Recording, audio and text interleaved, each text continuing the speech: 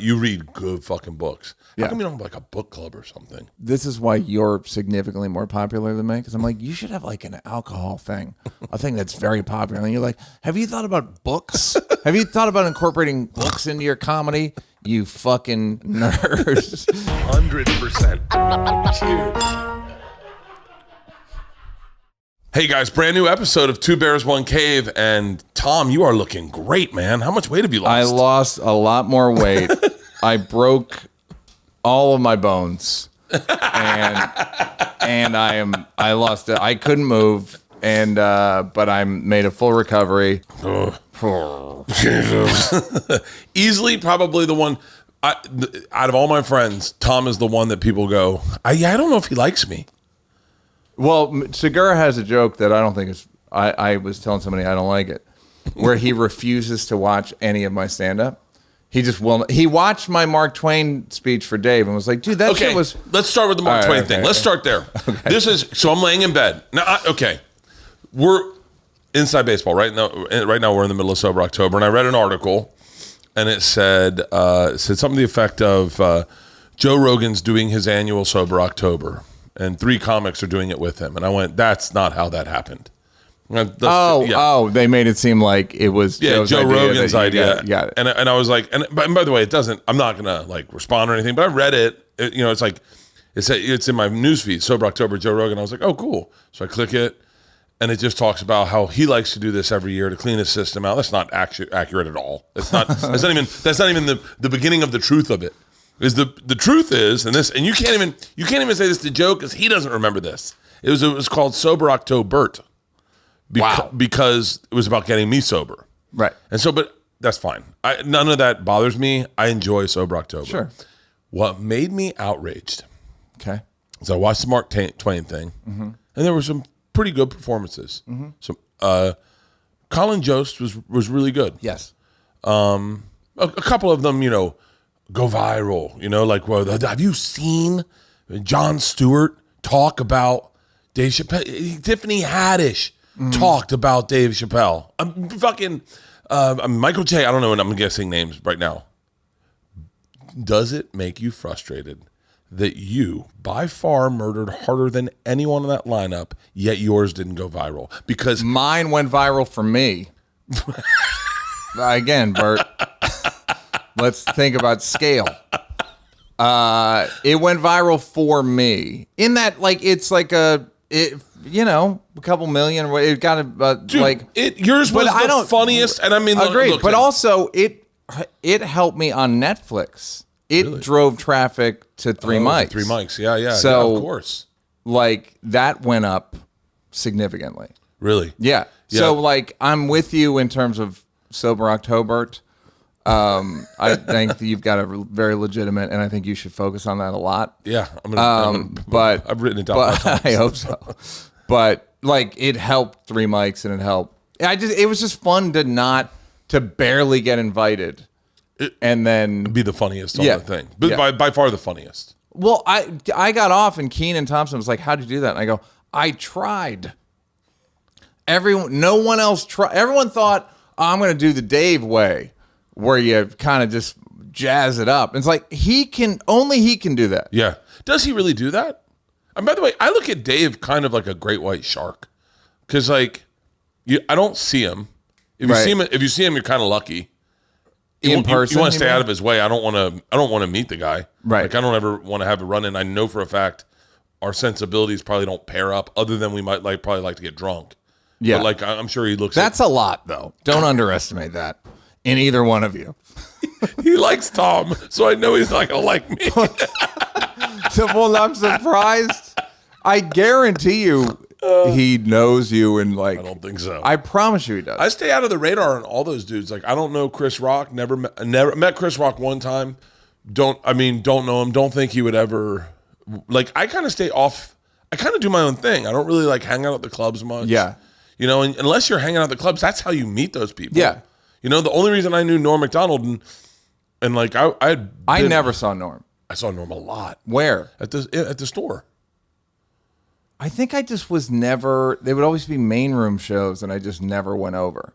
Yeah, that Norm he was always on the with main Sandler room. and Yeah, Schwarzenegger. I've never met Adam Sandler in person.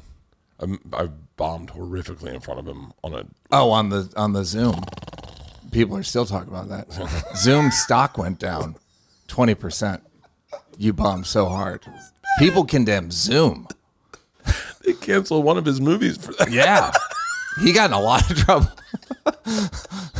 Yeah, it like bandwidth. They shut the internet down in certain countries. Oh, that was bad. That was bad. What's the most you fucked up? Because you've been in huge fucking meetings. You've been in meetings I didn't know they had. That's actually not even true. That's actually true. The worst fuck up, I was interviewing for a TV show, to direct a TV show, a big TV show. And I said like something like, it's not like the shit they have on Lifetime. And the guy I was talking to's wife was the president of Lifetime. And needless to say, I never directed that show. Just like, what are the fucking odds that a comedy writer's wife, the president of Lifetime, that a woman could run a network? First of all, and second of all, it was just like, oh yeah, I'm not getting this. I used to think that how does Comedy Central make a comeback? Because Comedy Central was the brand. It was the Rolex. You are a bigger production company now than Comedy Central. I think I probably get more views than they do collectively. I bet that's true. They have South Park and Daily Show as of Friday. Who knows? Trevor's quitting. You saw. Have you ever met Trevor Noah? I know him really well. For real? I do the show sometimes. For real? Yeah, like I knew Trevor before he got the show. I think in fact, I told him to leave America. I swear to God. And I was right. So 10 years ago, he and I were in Denver. I was doing the Comedy Works. He was doing the Improv. We met to eat. Wait, Trevor Noah was doing the Improv in Denver. I know that club. Yes. That's the shitty great one. club. It's a great club. No, it's a great club. It's a great club. Shitty. It's not the one you want to be at. Yes. And wait, Trevor Noah was doing that club for $1,500. We were both making $1,500. Shut the fuck up. I swear to God. And I thought he was a gazillionaire.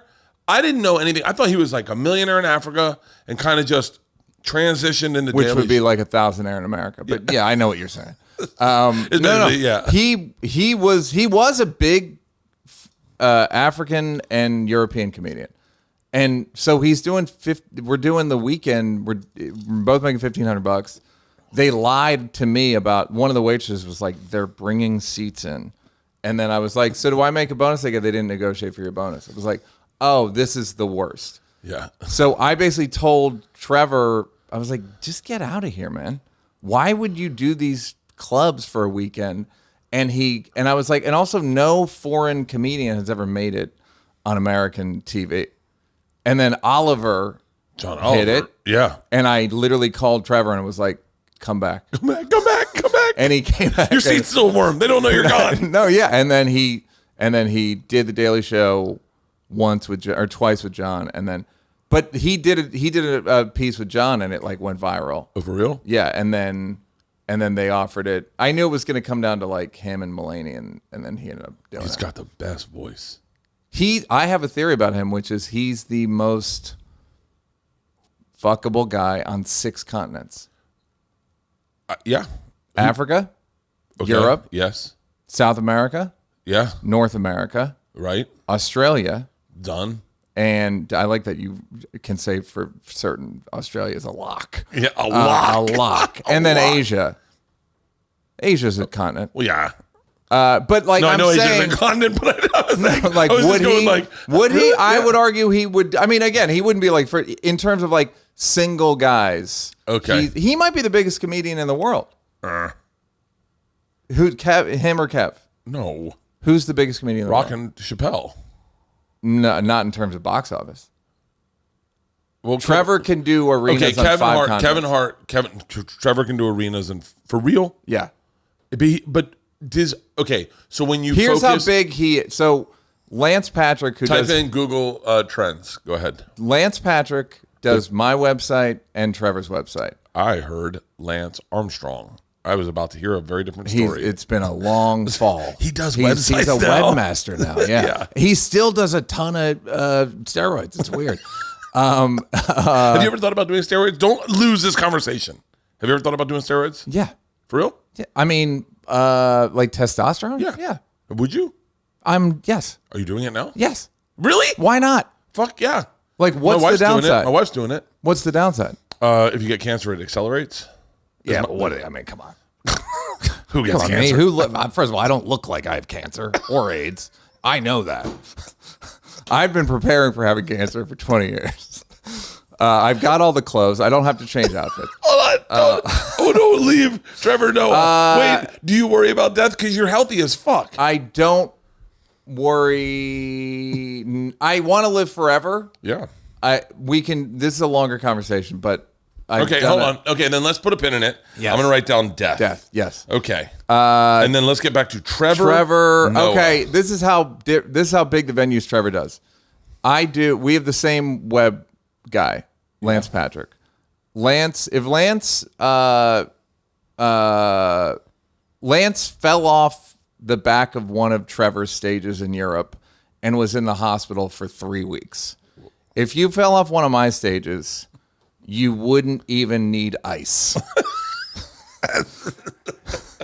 That's how big a comedian Troy. It was in an arena in somewhere in Europe, and he fell off the back in like total darkness. They barely found him.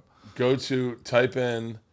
You're doing it. It's kind of tough because Kevin got in trouble. So go. That's true. Yeah, go shoot. Kevin's no. I'm not saying. I'm talking about pure box office. Do you have like the Polestar stuff? Yeah, of course I have to log in. Yeah, of course you do. Yeah, yeah, that's where we. No. I mean, we'll do your number. But they're not. I mean, neither of them are touring, and it's really tricky. They're both touring. Not right now. Kevin and Go to Trevor Polestar. did Get a login for Polestar. I saw Kevin at the Minneapolis arena 3 weeks ago when Trevor just. Oh wait, Kevin's doing back out on tour. Yeah. Wow. And Trevor did the arena twice in Toronto this weekend. You can type in a comic's name and then find out this is the crazy part of this business is everything is Googleable. I know. And so you can I can tell you exactly how much money Joe Coy made last year. So go see those bumps. Those are box office reports. So click on that, see if it gives you a number. I can't, I don't have my glasses. Are you on so tour now? see it. You're on tour, right? I'm on tour, yeah. But it's tricky. Polestar can get tricky because those guys, because they're doing arenas, sometimes they don't work every weekend. Right. And so if you work every weekend and you're doing like smaller arenas, so you're not doing like 22,000, so you're doing 12,000. Yeah. It's not. Well, no, but I'm just saying the Polestar numbers can kind of slide a little bit where you're like, oh shit, dot's bigger than that, yeah. and they're like, that's not actually accurate. Can you read any stats, Halston? Or you be able to? No. You got to log in. You got to log in. I'm not going to give my login out here. Just walk it over. No. I got to get it from Levity. Give it to them? No, they gave me theirs. Oh, got it. Give it to me. I'm not gonna. I love shit like this. I love it too. I could look at it all day. It's funny. I don't like looking at my bank account because it gives me anxiety. Why? Because I just don't want to know. Somebody else is like that. I feel like if you know you're doing good. Somebody else I know didn't know how much money he had. Dave Chappelle? No. Does he know how much money he has? I have no idea. He doesn't seem like a guy that looks at his bank account. You could convince me either one. Yeah. Rogan seems like a guy who looks at his bank account. I think I would hit refresh a few times a day if I had the kind of money those guys have. Somebody didn't know how much money he had in the bank until he got divorced. And I was like, why wouldn't you? And he's like, what good would thinking I'm rich do me? And I was like, I don't know, make you feel good? Mm-mm. But I hear you. Not for me. I had a conversation one time with Tom and Tom's agent. And Tom's agent said, Tom's clearing ... this year. And I went, are you fucking serious? And his agent's like, you should be too. And I said, I'm definitely not. And he goes, no, if you're not, you need to leave your agent. And I said, I can almost guarantee you that number, I won't make that money. And he goes, hold on, you're doing the exact same size venue as Tom is. I said, I'm just not. I don't know, man. You guys must have a really good deal. And he was like, then he hit me up. He was like, for real, if you're really not clear on that, you need to leave your agent. And then I got. That's how you found out that your wife was stealing from you. Neal, I'm not even fucking around. Because then I started going. I stopped. I at one point I said, I want to know. I don't even look at my settlements. I don't look at anything. Why? I want to make sure they're not ripping me off. But yeah, because for me, I feel settlements is like they at the end of, when you do a show, they go, let's settle up. It's basically they pay you, and when you're a comic, they'll either give you a check or wire it to your agent. Yes. And so I never looked at my settlements. And for me, it was like, I just wanted to make sure that the bus was paid for, everyone was paid for, I wasn't losing money, and I could, and I was putting money away. And then I'm being very open and honest right now. Leanne bought a beach house, and I was like, that's not happening. And she was like, why? And I go, we can't afford that, baby. We just built this beautiful house. We still have our old house. Yeah. I'm not buying a fucking beach house that we're never going to use. And she was like, we'll use it. Me and the girls will use it. And she was like, George is going to college. Let's get it for the summer. George will be out there with her friends. It'll be great. And I said, why don't we just rent a beach house? She was like, it's just a waste of money if you buy one. And I literally called my business manager. I go, she's out of her fucking mind. He goes, you can definitely afford a beach house. And I was like, huh? He was like, you can afford a beach house, a tour bus, and another house. And I went, what? And he was like, dude, you can afford that. And I was like, I don't even want to know about this. Did you ask him, like, could I cheat on my wife? Could I get away with cheating on my wife? Could I cover it up? Do I have enough money? I don't think I could. I don't think I could. Yeah. You really saw some shit just now. This holiday season, I'll be giving thanks to our friends over at Manscaped. Everyone loves turkey and stuffing, but you'll be looking like dessert with the help of Manscaped's Performance Package 4.0. The leaders in below-the-waist grooming have blessed you with the ultimate Thanksgiving dinner topic. Tell your in-laws about your new cutting-edge ball trimmer and gift yourself or the man in your life the ultimate men's hygiene bundle. Trim your pumpkins and save 20% off plus free shipping by going to manscaped.com/bears. I can tell you from personal experience, whenever I do meet and greets and I show people my junk, they're always complimenting how smooth and soft everything looks and tastes and feels. Inside, you will find the Lawnmower 4.0 trimmer, Weed Whacker, ear and nose hair trimmer, Crop Preserver ball deodorant, Crop Reviver toner, performance boxer briefs, and a travel bag to hold your goodies. Think of it as a cornucopia for your balls. Giving Manscaped is the ultimate hack to becoming the family favorite. Save 20% off plus free shipping by going to manscaped.com/bears. That's right, 20% off plus free shipping by going to manscaped.com/bears. Be thankful this holiday season for the best gift of all from Manscaped. Your balls will thank you. This episode of Two Bears, One Cave is sponsored by HelloFresh. With HelloFresh, you get farm-fresh, pre-portioned ingredients and seasonal recipes delivered right to your doorstep.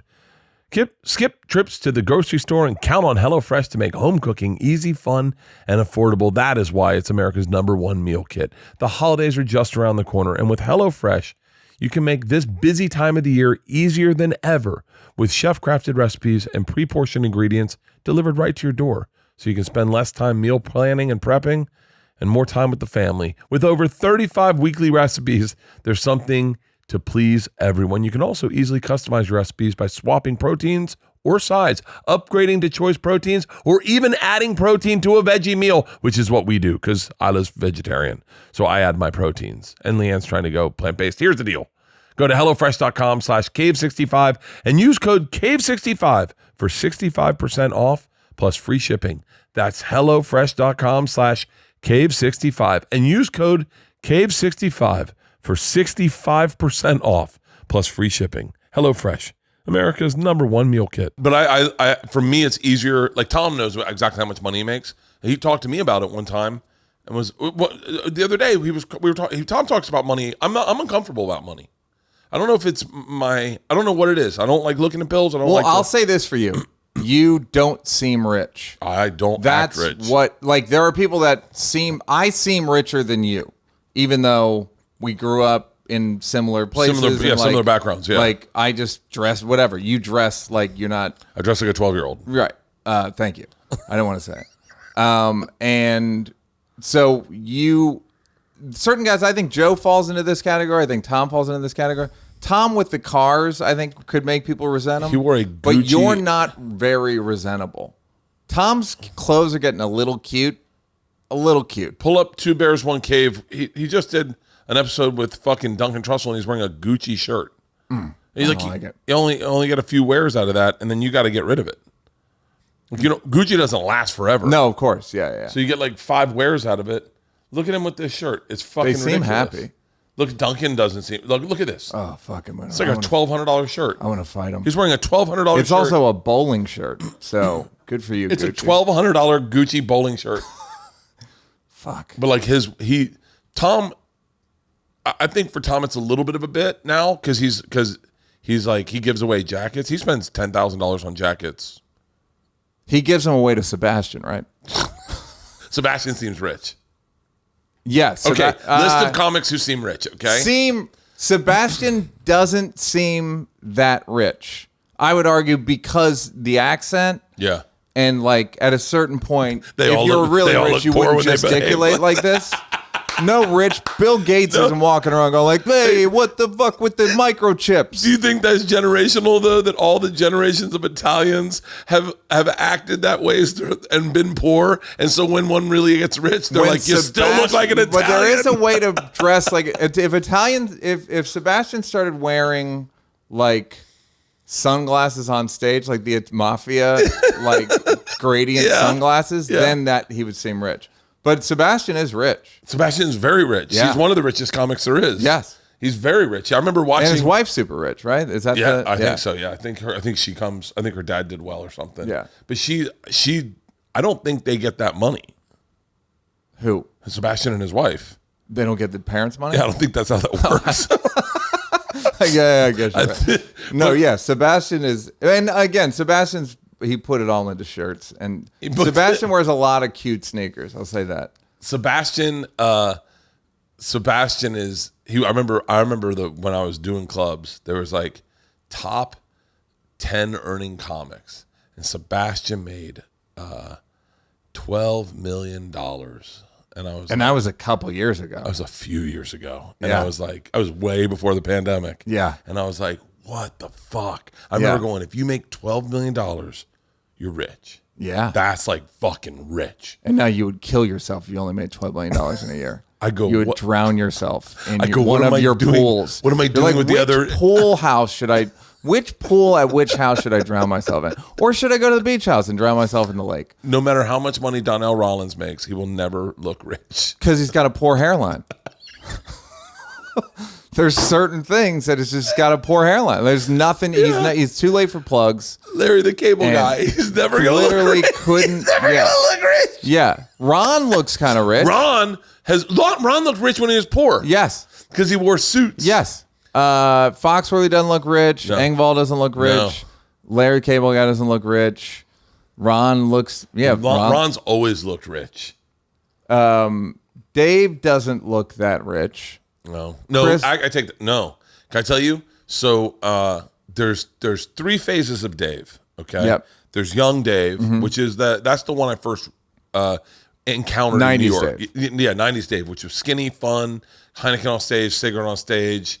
Clothes were like almost an afterthought. Like meaning like it didn't seem like he put much thought into what he was wearing. Then there's Chappelle Show Dave, right? And then there's the Dave we know now, which is yoked, deep voice, Right. a little larger, Baggy shirt- body matches the head. Shirts to his knees. Yeah, Yeah. And now he looks like Kanye Dave. Like he looks like he's like got a shirt on that you go, where do you buy? Yeah. that? No, that's exactly right. Yeah. It's. I always forget the guy's name too. Kanye. No, Kanye. I can remember. Yeah. The where they get their shirts from. Who do they get their shirts from? I can't. Rick Owens. It's the guy's name. I'm buying. Look it up. I'm buying Rick Owens shirts. That's the one I'm Yeah. going to rip off on my Netflix special. Yeah. It's you'll see. See the boots. Oh, These are the those- boots. So you're yeah. getting into it. Oh shit! If you any one of these shows, like see the long jackety. Yeah. It's like short pants. Dave Mos Def is Yassine Bey. See, that's Dave's wearing that on his next special. That's the clothes they're into. Closer too. He's wearing that. That's fucking great. Yeah, so I'm with you. I've seen where some of where those- you stop with. It's not even like sneakers that When you're you're no longer aware of, hip-hop. where you're like You're not you don't- hip-hop anymore. It's not You're even Nike. yeah. It's like something else. Yeah. Aziz seems rich. Aziz seems like the Aziz rich- yeah. seems. What's he like? You don't know him at all? Never met him. I He's- told you, man. I'm off the radar. Yeah, yeah. I don't, and I think that's also why people don't think I'm rich because I don't hang out with any of these people. Yeah. I've never met Aziz. Sometimes a comic will say the thing that resonates with you forever, and, and it changes. So like, and mostly it's for me. It's usually a comic of color that says something that it was a glaring blind spot in my life. First one I ever heard was Kumail. When Kumail got jacked, he was like, it was something about representation. About if you see the Pakistani or Indian guy in a movie. He's always got to be the computer guy. Why can't he look like a hero? Why can't he look like a hero also? And I just was like, oh, fuck yeah. Why does Chris Evans be the only one that gets to be jacked? Because it goes against God. But that's fine. It goes against nature. But they never won any wars. I mean, why would they? Yeah. Aziz was on David Chang's cooking show. Do you watch a lot of Netflix? I watch a lot of Netflix. I watch no cooking shows because I don't. Present company excluded. I'll watch a trailer of your show and then go, haven't been invited. Maybe it's a vegan thing. Maybe it's a vegan thing. I would cook vegan for you in a heartbeat. I'm a great vegan cook. Great. So I was vegan for a little while, and I was cooking vegan for my whole family. And, really? Yeah, and I would make two meals. I make a vegan meal and a regular meal for them, and I'd see if they could tell them. I did a killer meatloaf. I used a lot. I leaned a little too heavily into yeast because yeast really brings out a lot of yeast will trick you into thinking you're eating. You know what's something. actually like quietly delicious is nutritional yeast. Yeah, like put it on popcorn and shit. Very good. Like delicious. Yeah, delicious. But I would definitely make a vegan meal for you. I would love that. Okay, all right, Jen. All right, put it down. Yeah, very excited. Next round, we'll do it. You can pick whoever you want to do it with. Oh no, we're in the middle of a podcast. Hey, Neal, something's running next round. If he calls you, we're in the middle of a podcast. Sorry. It's like a fucking I thought sting she'd just operation. go, what? And you're fired. Hold on. Aziz I've known a long time. Aziz I've known since before. The first time I met Aziz was in 2005 with Kroll. I know Kroll. Yeah, like 17 years ago rich. He seems rich. Well, his Kroll is from his dad. Married Julia Louis-Dreyfus's dad. I mean, it's actually might be his dad owns the top international private security firm on earth, corporate security, Kroll and Associates. Jules Kroll. Jules Kroll. What do you want? Jules? He got the name Jules Yeah. in the fucking 50s. Yeah. Holy shit. He's a billionaire? He's a fucking billionaire. He's a billionaire. He sold us at 1.9. If I had known that, I would have had so many different questions from By that. the way, and then he started two different companies. And the thing I'll say, people will go like, he's rich. Kroll's fucking hilarious. Very funny. Like, He's very funny. so this thing of like, he's a rich kid. And I don't give a shit. Do you think, in all honesty, hold on. God damn it. What were we talking about right before this? Before something's burning? Aziz. And David Chang. And who seems rich? Okay, David Chang. Aziz's family seem rich, but I think Aziz came from money. Aziz isn't, no. No, but I think I saw his family. I'm sure it's home. like dad, it like worked, but like he's not. I think his dad, I want to say his dad was a doctor because they looked like they had a nice house in Orlando. And I just know. I think he's from Atlanta, but. No, his parents live in Orlando now. Okay. I think he grew up in South Carolina. Yeah. And I don't know the guy. Isn't that crazy? Tell your memory. God damn it! What was I just fucking thinking? No, that's really hard to. Kroll. That's hard to get. I'm gonna guess something about alcohol. Nope. Do you think? Let's use Nick Kroll as an example, and I hope Nick sees this. Do you think that there is an inherent work ethic that comes with your father being a billionaire, where you see a man who obviously is massively successful, or do you think that instigates that it almost instills a tad bit of laziness? Because whereas Dave, or maybe not, I shouldn't use Dave. I know what you're asking. Do you, if you're poor, is poor a better motivator than rich? That's what I meant to say. I don't think it doesn't matter, but I think work ethic is that kind of doesn't matter. Like you either have it, you have talent. There's like talent. There's just like, can I think of jokes? Right? Do I say funny shit most of the time? No, but but I'll put a pin in that because there's a lot of very talented comedians that once they get a little success, stop working. Stop writing, yeah. Yeah, stop writing. And then all of a sudden you're like, what happened to them, man? They fell off. And so that motivation that they got, that motivation they had when they were young and they were broke and they wanted to pop, they had it. It was there. I can name a ton of fucking names. And then all of a sudden they get some success and you're like, God, that special sucked. Right. But that comes down to like, do you care about your reputation? Do you have that like comedy club ethos of like, I don't want them slagging me at the club. And some people go, I don't care. But I think if you like either you're a comedian, I was telling somebody today, I've been hanging out in comedy clubs for 35 years. You were hanging out in comedy clubs before you were doing comedy. I was hanging out in comedy clubs when I was in high school because my brother was a comedian. So like, but I want to say you had another brother. I had another brother that worked at the Strip. I met that dude. Yeah. I met him at the Boston Comedy Club drinking beers with Pete Corielli. Is that possible? Yeah. So I've been around. So like, I would want to be a good comedian for like that reason. Yeah. More than rich. You want like that sort of like street fight thing. Maybe that's why I don't look at my bank account because I know for a fact. But I think they're totally separate. Possibly they can be because Tom knows exactly to the T how much money he has, and he's an amazing comedian.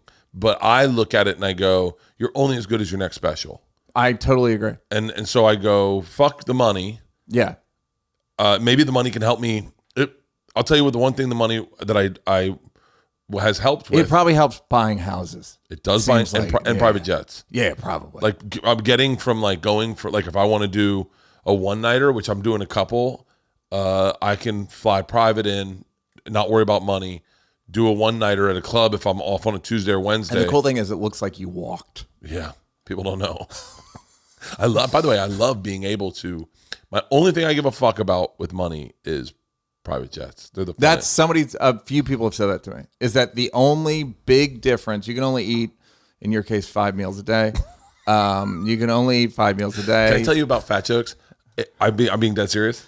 If it was something that really hurt me, you would see it on my eyes. Yeah, like if you made, like, yeah.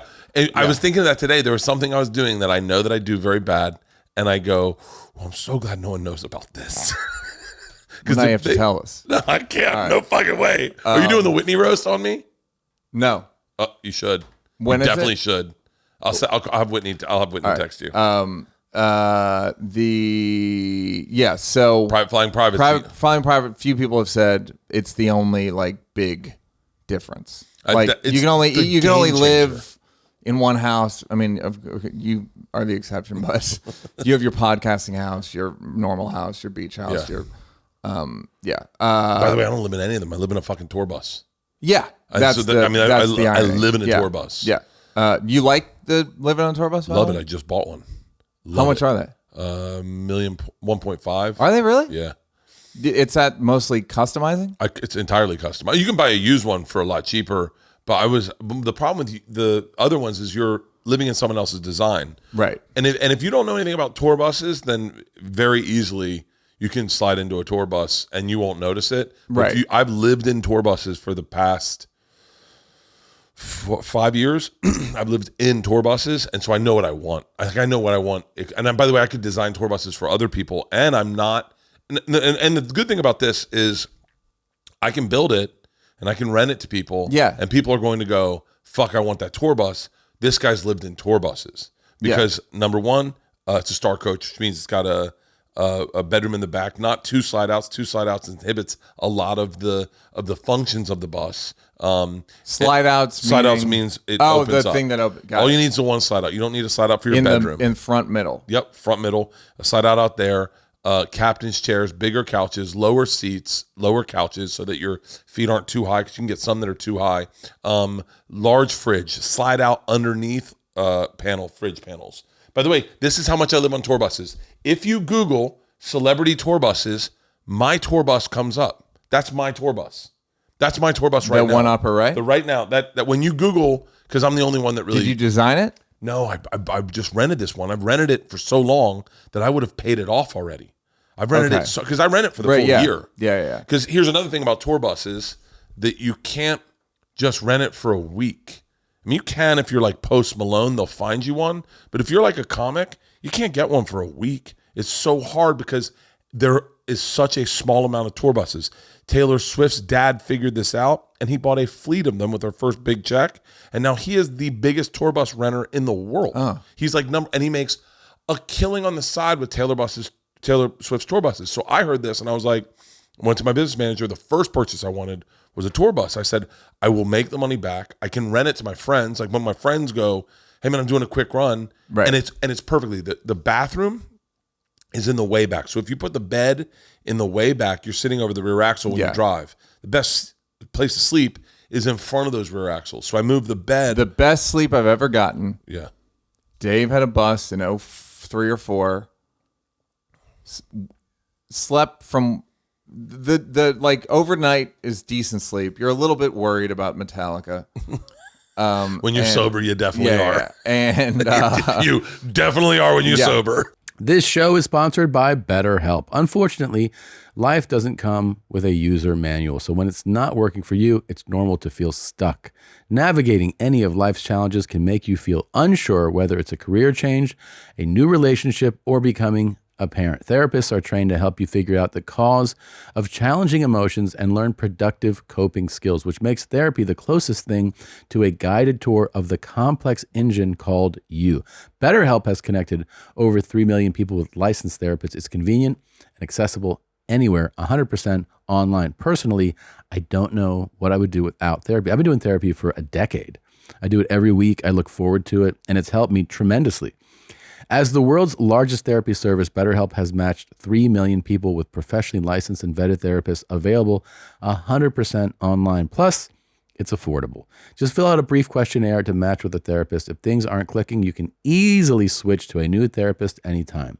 It couldn't be simpler. No waiting rooms, no traffic, no endless searching for the right therapist. Learn more and save 10% off your first month at BetterHelp.com/bears. That's BetterHelp.com/bears. This episode is sponsored by Established Titles. Established Titles is a fun and novel way to preserve the natural woodlands of Scotland while helping global reforestation efforts. It's a project based on a historic Scottish custom where landowners are referred to as lairds or lords and ladies in English.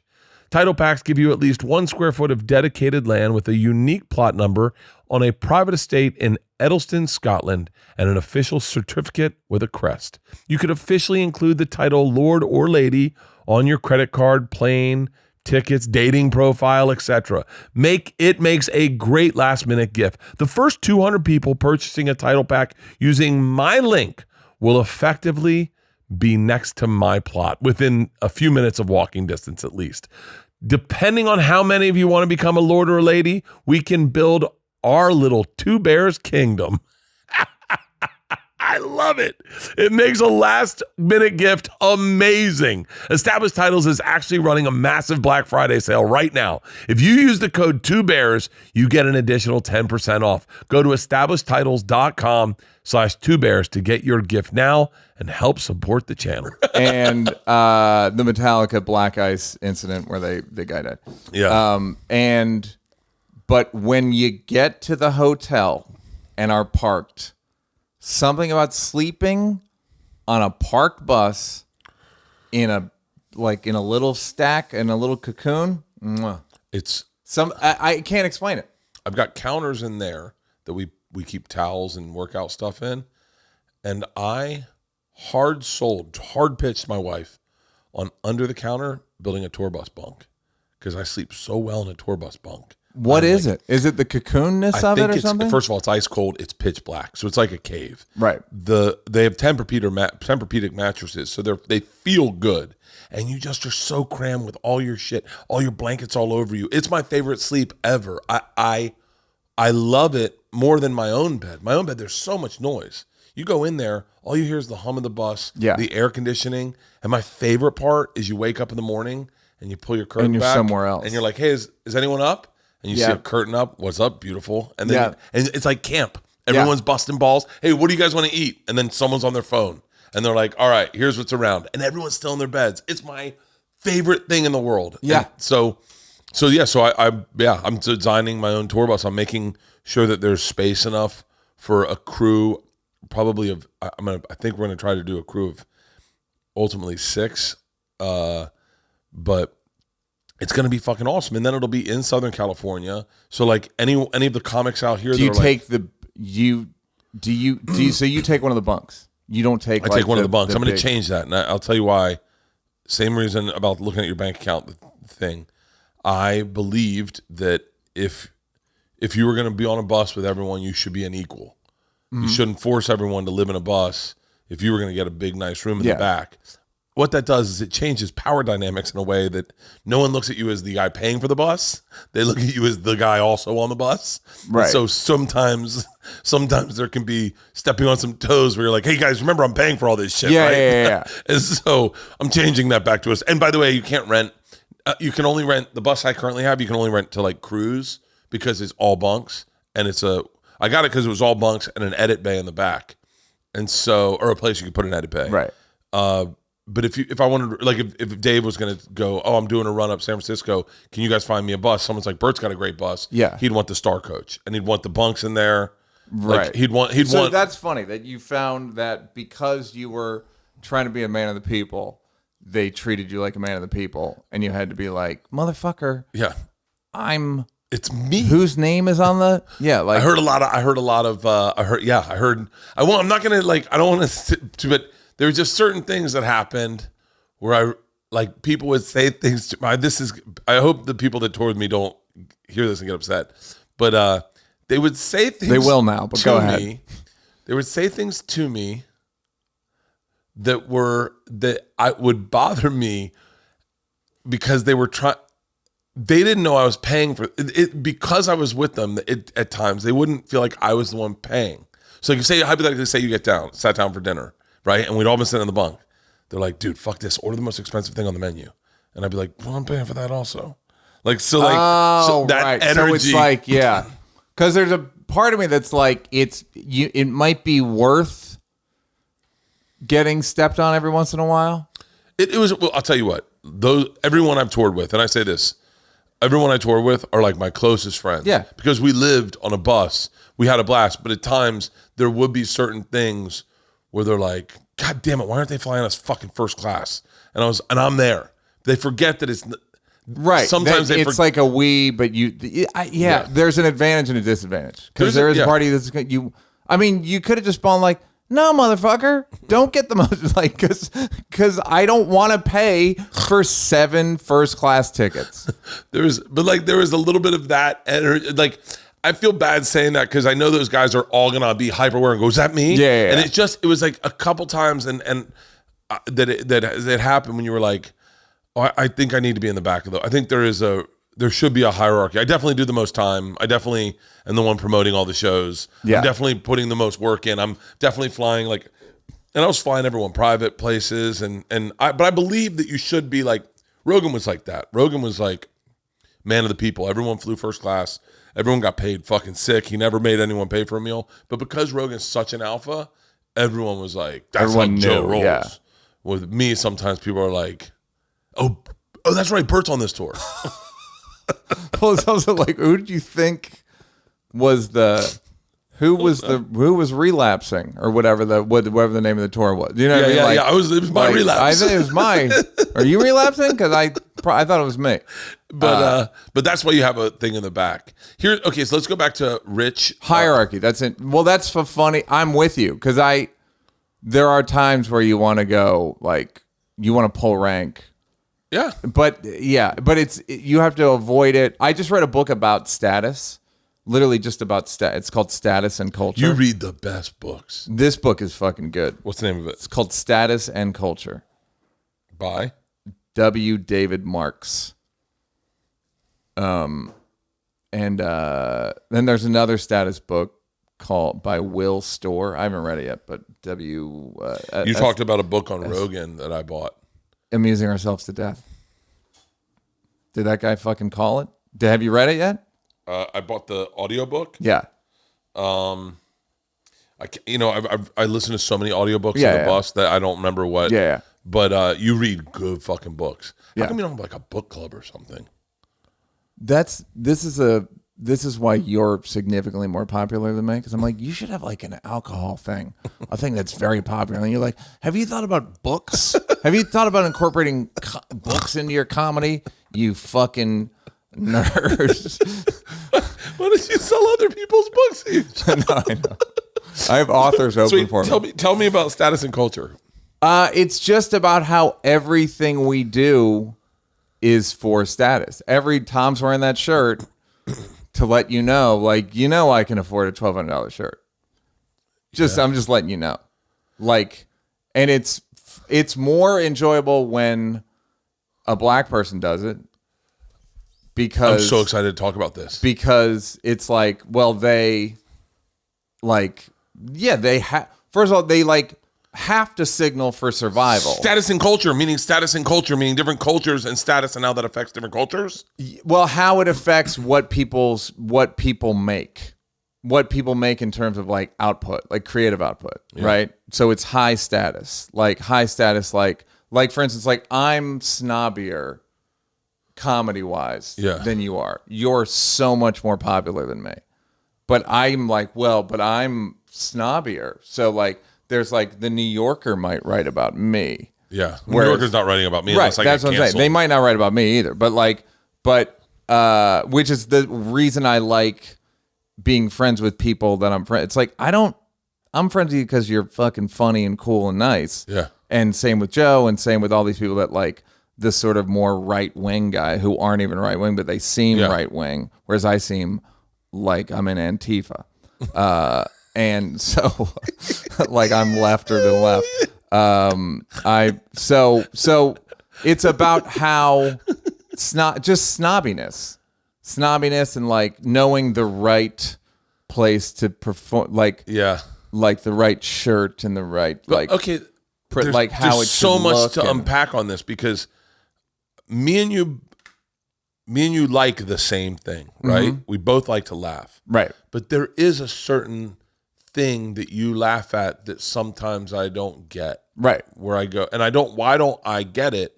And why do you get it? Like I laughed at Seth Meyers' commencement speech for Correspondence Center. One of my favorite jokes. It's like I said, you remember the thing with Aziz, the one thing he said to bring that full circle was they were talking about growing up in an ethnic house and how the smells of that ethnic house were home to them, but then they bring them to school and kids will make fun of them, and how frustrating it is for them to now watch white people make those smells and go, yeah, do you like it? It's called tiki masala. Yeah. And then they're like, yeah, I got my ass kicked on a playground for tiki masala. Yeah. Like, that was a thing to me that was just blew my mind. Seth Meyers, one of my favorite jokes ever. Like, meaning just you hear it and you go, I'll always remember it. They say Donald Trump's running as a Republican. It's funny. I thought he was running as a joke. Yes. Yeah. I love that. Yeah. It's a great joke. Yeah. I think either he wrote it or this guy, Alex Bays, wrote it, who writes for Seth. Bays has written, he wrote my favorite joke from that Correspondence Dinner, which is Donald Trump claims that he is friends with the blacks. And by the blacks, I assume he means a white family. Bays also wrote for Tina and Amy at the Golden Globes, like a young model's warm vagina. Please welcome Leonardo DiCaprio. Oh, he wrote this. A joke. Who's this guy? Follow Alex him on Bays. How do you spell it? Baze. Maybe the greatest joke writer alive. He also wrote a joke for Seth on Update. That the Black Eyed Peas are doing a free concert in Central Park, and he goes, Black Eyed Peas free concert? That sounds too true to be good. Alex Bays. Yeah. Oh man. Yeah. He doesn't look funny. He's like incredibly. He looks like He looks like a dour comedy writer. Yeah. But man, that So guy's like, do you like SNL? one of the fastest fastballs in the world. He's fucking great. Do you like SNL?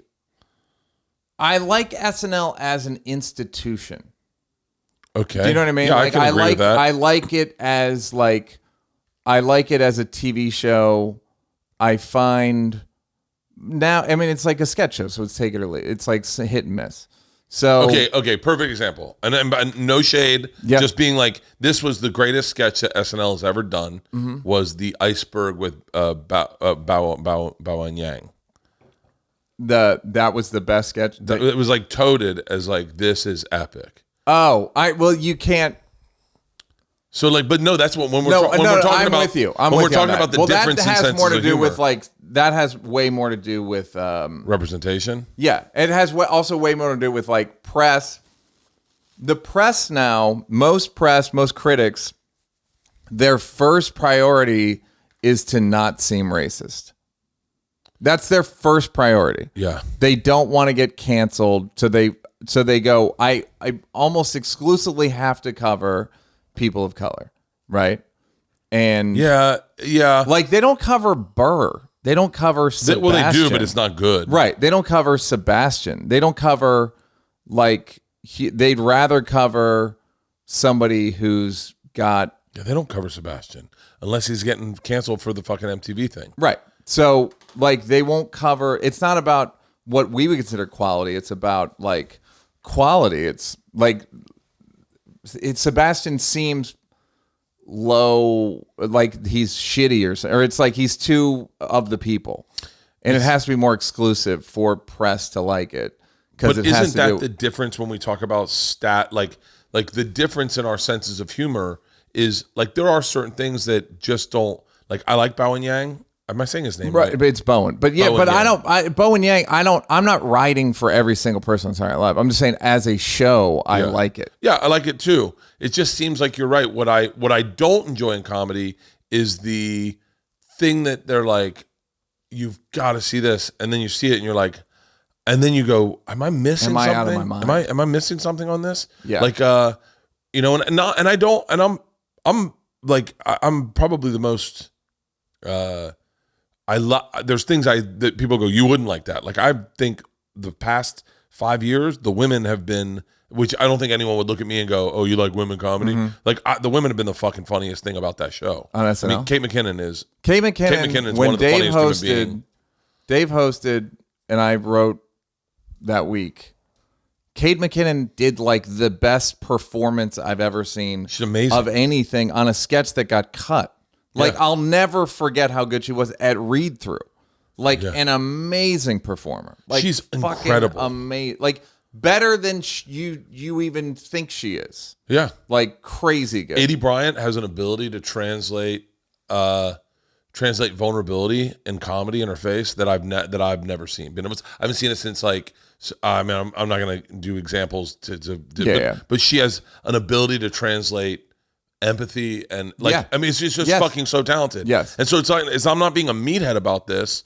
And by the way, it's like we feel the same way about this. I don't. When you say like that seems that's more like the critical sense of humor, the critic sense of humor, where like I love Bo Burnham's special. I loved it, but it was I liked it because it was a good idea and it was fucking funny.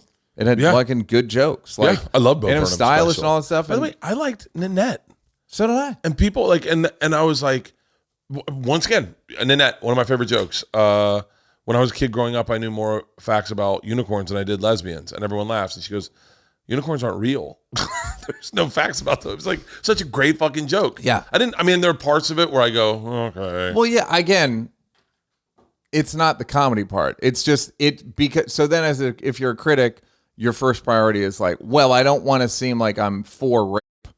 So I have to get behind this. If I don't get behind this, if I don't get behind this gay comic, I'm homophobic. Or if I don't get behind this transphobic, I'm transphobic. Like all these things that as guys from clubs, it's like, can they kill? Then that's kind of the only thing I care about. That's been my litmus my entire career is There are people that I did not think that was going to make me laugh that made me cry. Yeah. And you're like, I did not see that coming. I consistently think of this one dude, and I won't say anything too much, but I think he's autistic. And I met him at the bar at the Improv, and I was like, I immediately did not like him as a human being. And I was like, wow, this guy's, I didn't Tom realize. Segura. Go ahead. I didn't realize he was autistic at the time. And then I watched him on stage, and I was like, oh my God, he might be one of the most brilliant human beings I've ever seen do comedy. Right. So much so, Neal, when I went up, I had to go up after him, and I couldn't stop talking about him on stage. I couldn't shake him out of the room. Yeah. He was so fucking good.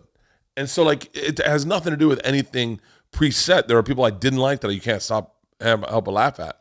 But And there are like some people that people would think we love that we don't really like that I much. roll my fucking eyes at. And I'm like, go, yeah, just doesn't do it for me. maybe But the first special, I was like, cool. And then Right. they do it again, and I went, okay. And then they keep doing the same thing, and you're like, I'm done. yeah.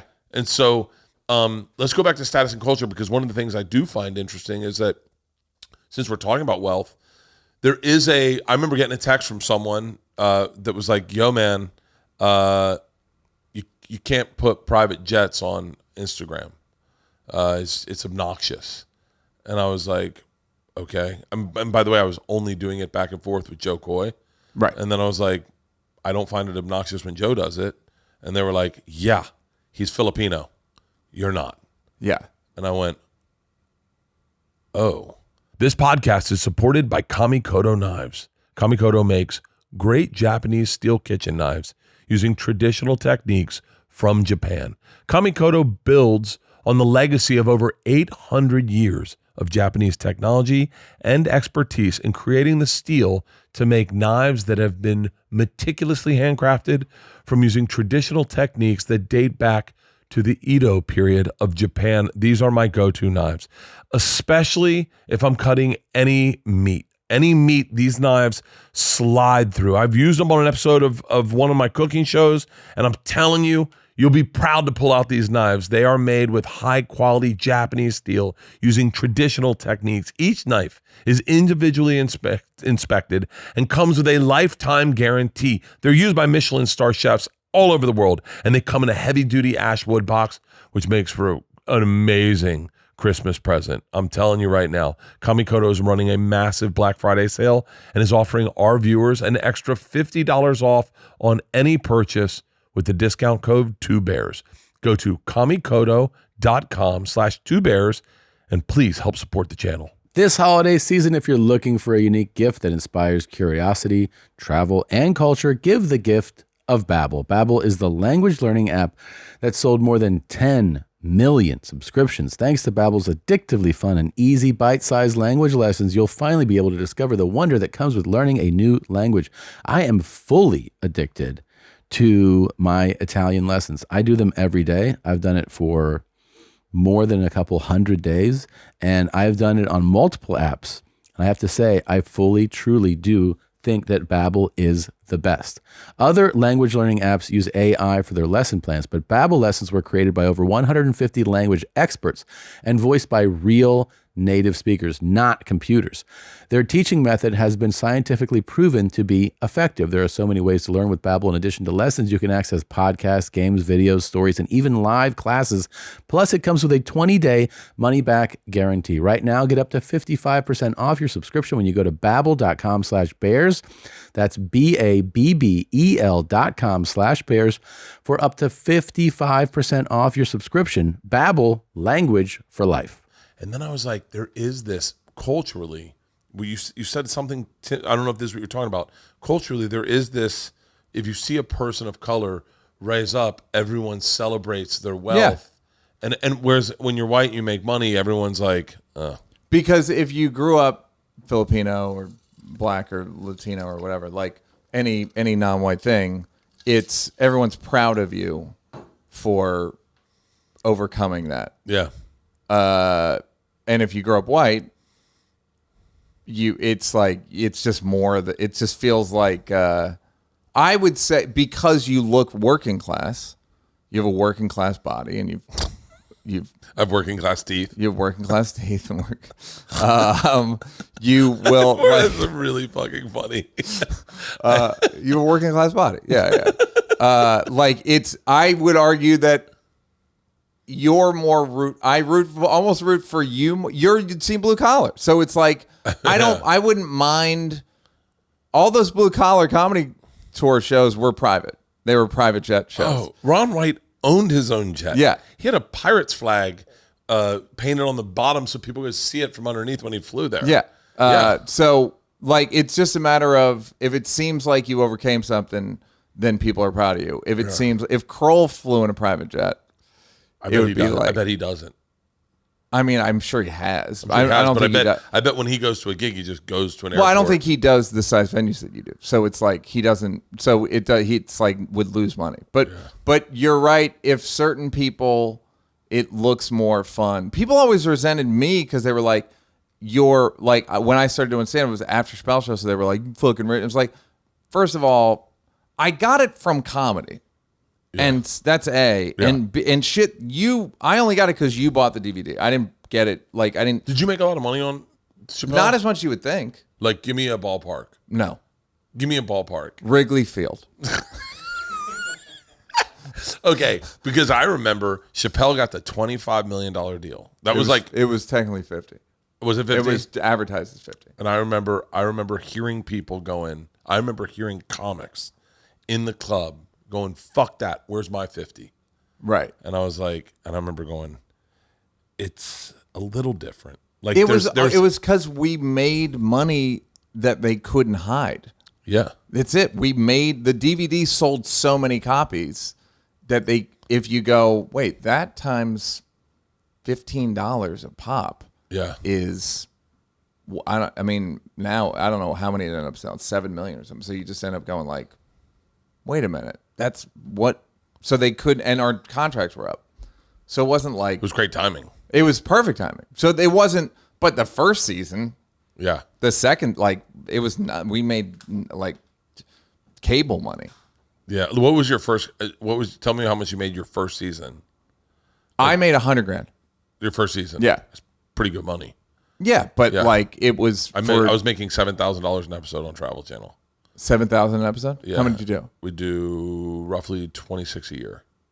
That's good money. So my first deal at Travel Channel was $400,000 for 2 years, and so it was weird because it was broken down to $7,000 an episode, so they had to work that off of that deal.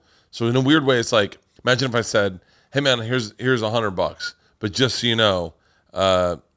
You have to earn. You have to every time wash windows. Yeah, every time I need you to wash the windows, and then you're only making $5 a window. So and then I said, just so you know, if you wash 20 windows, every window you get after that, I'll give you $10.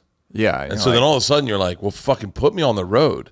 And so you'd go on the road and you'd work off your money quickly, but then you had to. They'd be like, I get a call and they'd be like, hey man, can you go to Hawaii next week? I'd be like, fuck yeah. Because I knew that was like $14,000. Yeah. So then by the way, I'm sure people at Travel Channel, they're all gone now, but they'd be livid if they heard me talking like this. But that was my deal. And then the next deal was a 3-year deal. Why would they be livid? Because it's more than other people? Way more. Got it. I remember a person got hired. This is down the line with Discovery, because they would find talent. And they'd basically be like, hey, man, we'll give you $1,500 an episode. That's a lot of money, for $2,000 an episode. But $3,000 an episode, that's a lot of money when you think about it. I had a previous history in television, so I kind of predicated getting paid a little more. Mm-hmm. But, and then you got guys like Adam Richman from Man vs. Food, who, his deal ran out, and then he got a fucking, he got lucky. Well, that was, Comedy Central was... Dave, not lucky. He's very talented. I didn't mean that he's lucky. They were smart, or Dave was smart in that, because he was like, they would run Half Baked all the time, and Dave was always pretty hot. He could say, I'll do the show, but only for 2 seasons, because normally it's like you're picked up for 6. Yeah. So he said, I'll do it for 2, and then our last show was the highest rated one. When was Charlie Murphy? That was the 4th episode of the 2nd season. And that was to date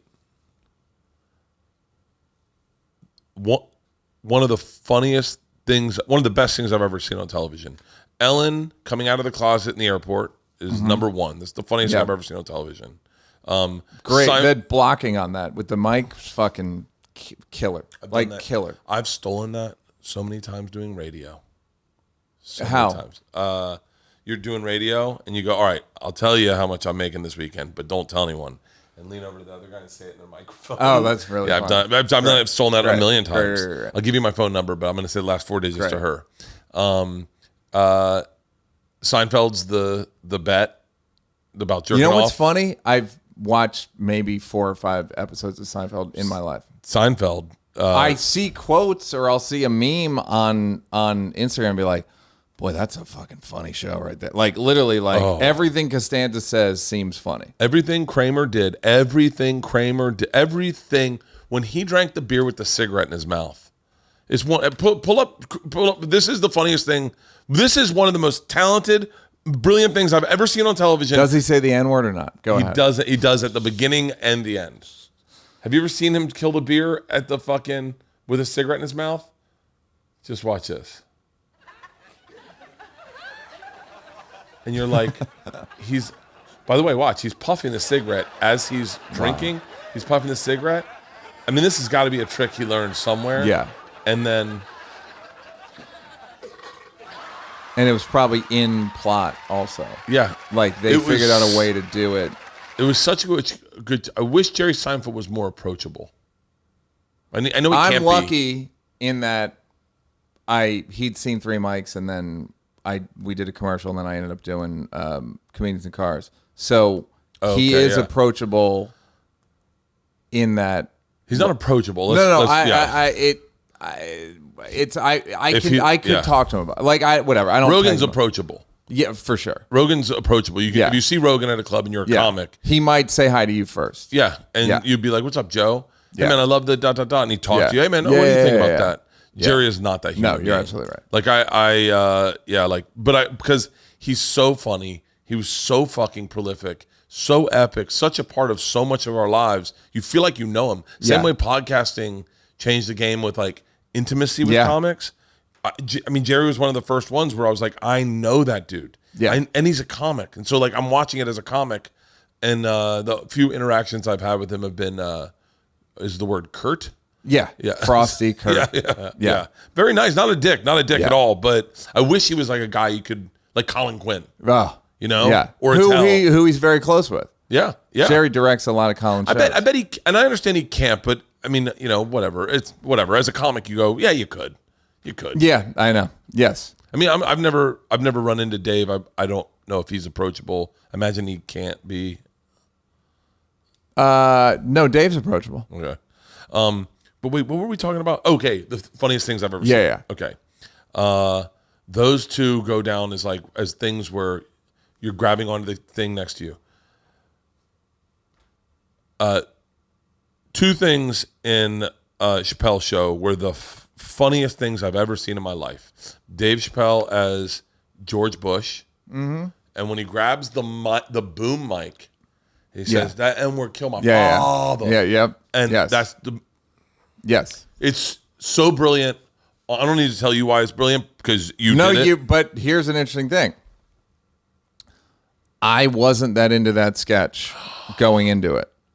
Like Black Bush is the name of it. Black Bush. So I wasn't that into it in that I was like, what's the premise?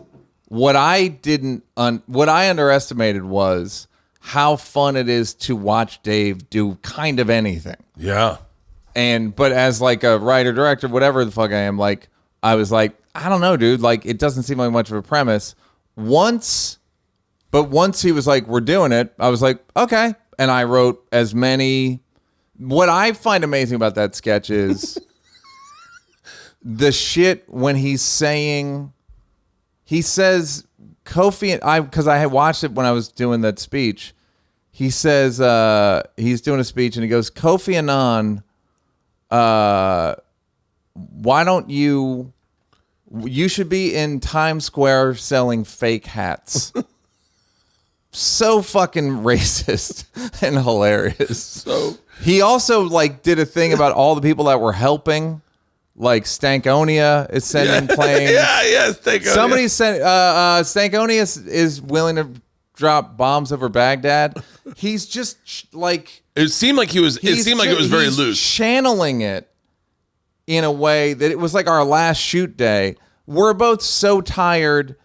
I'll never be that tired again. Yeah. Like, it's like if you were in labor for a year and a half. Yeah. That's how tired, dazed. And then. And you got Donnell next to him going, "Word, Yeah, son." Yep. It was, Yes. but can I tell you why I loved it? He grabbed the boom mic. Yeah. Like he Yes. grabbed the boom mic. Yes. It was the fuck. Man, I used to watch Chappelle show. I just had Georgia, and I would sit with my leg. With my leg like this.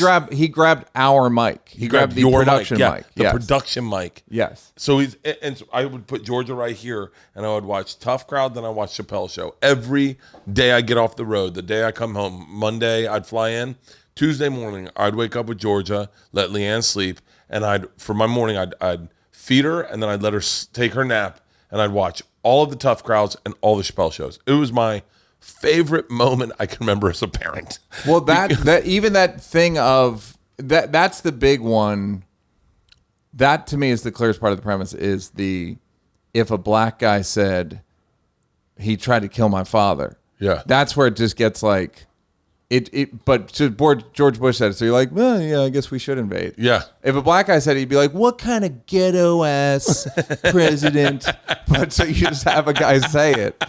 And it was so great. But Charlie Murphy, and Charlie Murphy's got like 4 in my book. Yeah.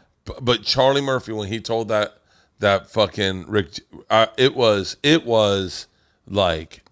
so insane. The whole thing is so insane because the way it happened was me and Charlie were eating just at crew lunch, and like somebody said something about Super Freak or Rick James, and Charlie goes, "I had to fight that motherfucker like 4 times," and I was just like, "What's that now?"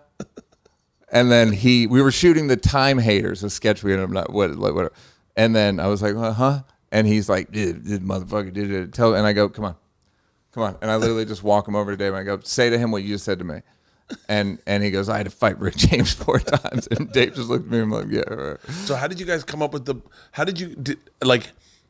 how was the more? I hate that this is like, but it's such. No, it's like top.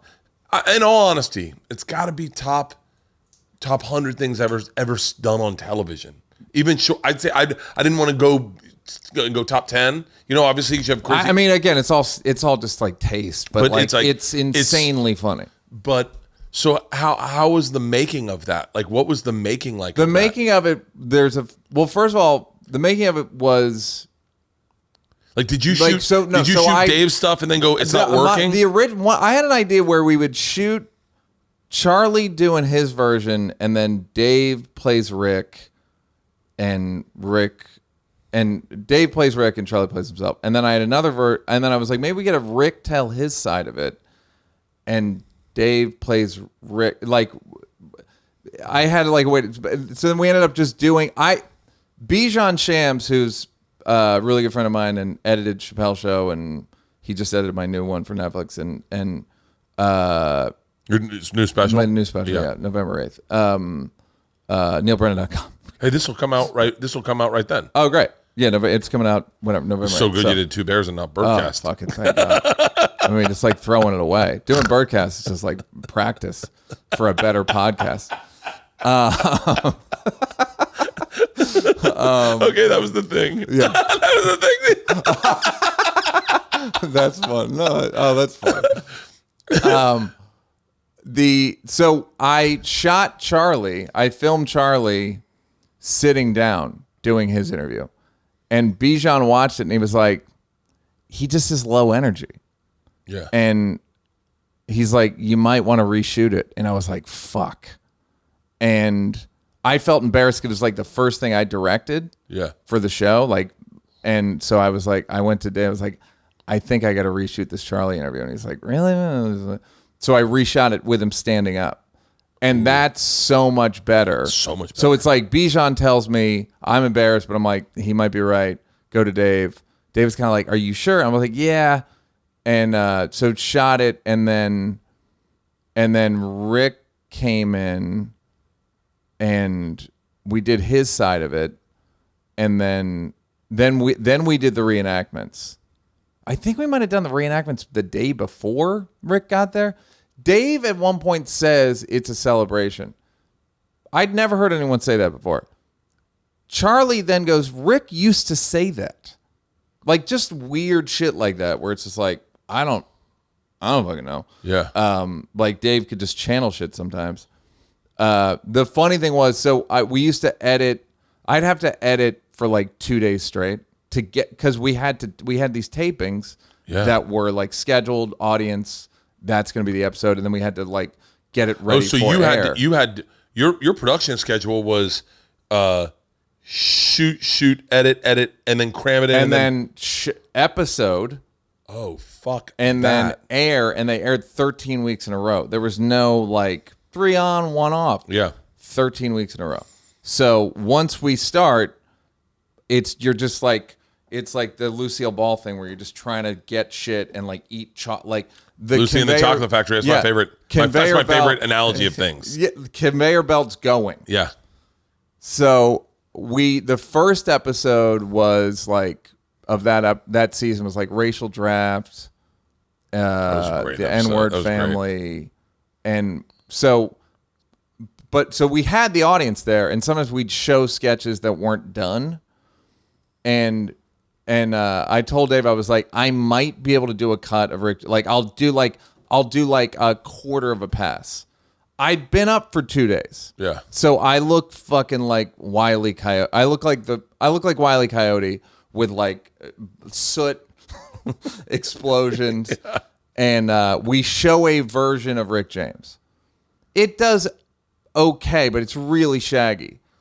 And it's kind of doing okay. And Dave, this is his favorite story about me. He looks at me and he's like, this is as good as you could get it. And I go, sorry, man. Like, fuck you. That I just stayed up 2 days straight to try to get this in any kind of... The thing that was in that version, cocaine's a hell of a drug. I had it in twice. And it got a big laugh the second time. So I was like, we should probably do that. That's the best. 4 times. Yeah, that's the best. Cutting back to him again. He's like, yeah, cocaine's a hell of a drug. So, like, it was in twice... But I was like, so that was like informative in terms of like, all right, that's a refrain, and the rewind. They just made it like, all right, we can just fuck with this more. Yeah. And then you know what's funny in the Kanye documentary? I don't know if you watched it. Of course I watched it. So, and by the way, I could talk about that for fucking 5 hours. It's like, you ever be in one of those like things in your life, like where it's like the Chuck Berry and Back to the Future, like it's Marvin Berry. Yeah. So like this historical thing. So Kanye's album came out the day before Rick James. Me and Dave are in the documentary. Like there's a cutaway. I'm in one of the backgrounds. So we're at that premiere concert. Kanye had maybe filmed for our show the day before. He's not famous. Yeah. He came. I remember it when he did that thing on the boat. I was like, I know who he is, but how the fuck? Like, I was like, God damn it. They have their finger on the pulse of culture. That was just somebody, he produced Mos Def's album and Common's album, and he was there with Common. I discovered, I mean, like, I feel really bad saying this, but I legit discovered Mos Def and Talib Kweli through fucking Chappelle Show. Yeah. I mean, that was their biggest, like, press thing. That went, with that Too Close? Yeah. Don't touch me. Yeah, great. It's I mean, that for me is like, I when I watch those, I would go, that's the thing. Not that I'll ever be a rapper or be able to do it, but I go, that's the thing I want to do. I want to make things that feel like that felt. That was such a authentic moment of catching lightning in a bottle. For lack of better Barry Katz words, but like catching lightning in a bottle where you go, and I dude, no fucking lie, I went out and bought a fedora the next day because they both had fedoras on, and I was like, dude, in my head I was like, Dave Chappelle, and for lack of better terms at the time, knowing how much creativity went into that and how much of that blueprint was a collaboration. Now I think everyone knows that more. I was like, let's not get ahead of ourselves. Go ahead.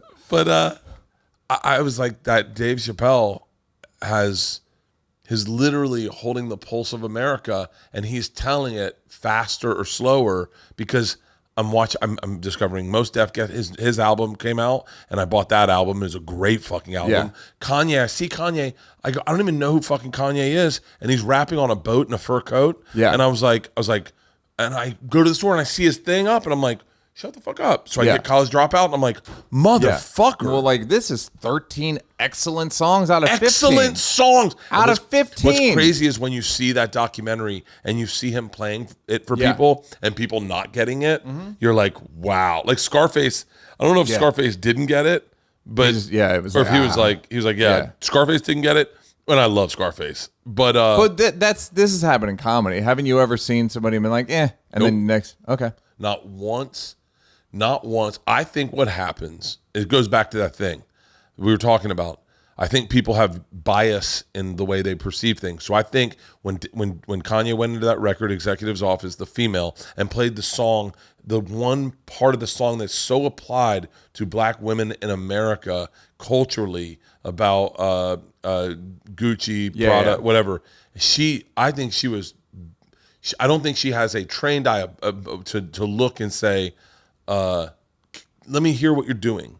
With when it comes to comedy. Apparently, the backstory on that was like he would do that all the time. I was and he just brought a crew that day. Yeah, but he had done it multiple times and was just aggravating people. But I would argue that I have a non-biased eye when I go. By the way, I say it like it's never. But aren't there people that get laughs and you're like, I don't think that deserves that big a laugh, but they're doing something to the crowd that isn't on the page, so to speak. Like it's more like I've seen cheat codes, right?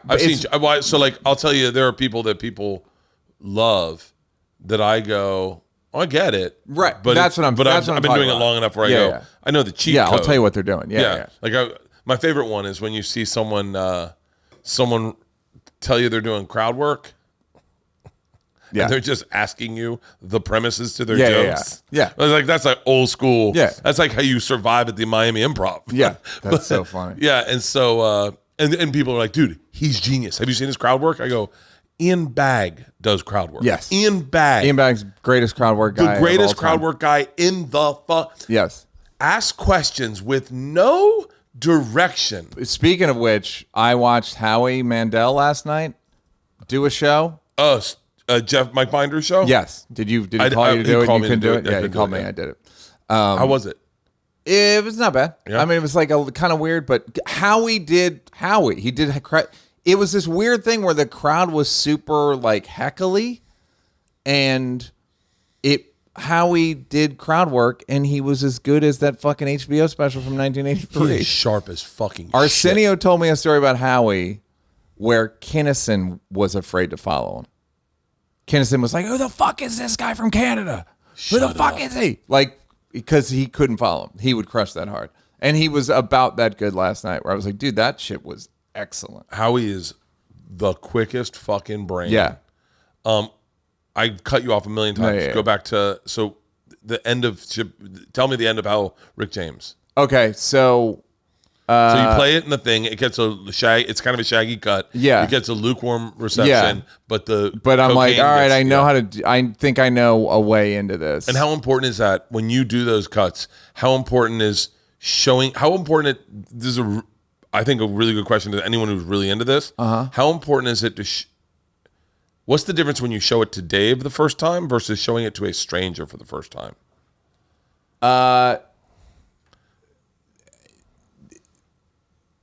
It's more important to show it to the stranger in a weird way. I mean, obviously, like Dave, most of the time we wrote it together. That one we didn't really write, so it was just like, what are you going to use? It's more. I mean, obviously he'd be like, this like change this, change that, but we would go to Caroline's and show them. We went to the cellar. We went to the cellar and showed Racial Draft, and it kind of ate shit. And Chappelle was like, "This isn't really the crowd, man." It was like 12:30 at the cellar. Really? But yeah, we would show. That was that's the secret sauce of the show. Was like show it to a crowd before you show it to the crowd. Yeah. Like literally a test audience, and that's how you tell. Mike Myers used to edit his movies. Wayne's World and I think more so Austin Powers, audio with the crowd. Really? If it's bombing, he would just go, just do it to the laughs. If that scene bombs, goodbye. Yeah, would literally take the audio from the test screening to the edit. This is how bad I am at giving notes on anything I'm in. When we screened my movie, The Machine, over at Legendary for the first time, I sat in the front row and I cried from the beginning of the movie until the end of the movie. And the next screening, they asked me not to sit in the front row, that I affected everyone. Of course you did. I just sat there sobbing. Did you point? I was mouthing along my lines, and I'm a machine.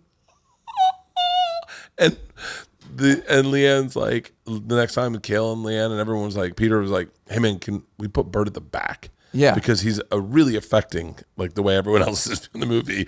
They were like, unless we want to travel him theater to theater and have him cry with his own movie, we can't have it. But I love everything I do. I cannot That's really funny. see any note, any cut I get. So I need a stranger to watch it. And if I watch myself in front of a stranger, then I go, oh shit, that's not good. But if it's just you, if it's just me, it is fucking gold. Dave's kind of like he would have to just not, he would come to the edit and then be like, he would just watch him. He was like, play it again. Probably like, yeah. And then at one point, it was funny because he'd come and it would be like 3 different hymns yelling from different rooms. Yeah. Like Tyrone was like, oh, and like Rick, and he'd just be like, this is fucking insane. Like, I got to get out of here. But like sometimes he would just watch it like it wasn't, he was like you in that way. But once he saw it cut together, it was like, and with an audience, it'd be like, yeah. Yeah, once you see it with an audience, you get, like when we did screenings, I was like, oh shit, that's not working. Yeah. Like, and I'd be like, I mean, there's one thing I did in that movie that I was like, it's brilliant. It's like the best acting I've ever seen in my life. It's the best acting I've ever seen in my life. And I was so, and I was. What did the audience think? They didn't catch it. It's so good. And I was like, and I just was like, oh, that's like, I kept thinking, this is so full of fucking ego to say, but I go, it's like Will Ferrell level. Like, that's like fucking amazing. And it was, and edit this. No, you can't edit it out. Never mind. I won't, because Nadav will just play it. Right. But I'll tell you after the thing what I did. And it's not on paper or in scene isn't that funny, but I'm so proud that I did it because I could see that was me being in the moment. Right. And so I was like, but I was like, they're going to love this. But no audience, they don't give a fuck if you're in the It's moment. just flying past them. them. It's really, and then like, you could watch people go, hey, what, and I'd be like, don't talk. You're talking in the movie. You're missing everything. So wait, the end of Rick James. I have a question about, what do you do with stand-up editing? So, a great question. Number one, I have to feel it on stage. It has to feel on stage. I edit. I record every episode, every set, and then I'll go through it, and I really only record to know when I can move more, when my movements, and I can I can turn if the movements are selling things a little better, I go, oh, I need to move a little bit more because I can't feel that on stage. I never feel those on stage.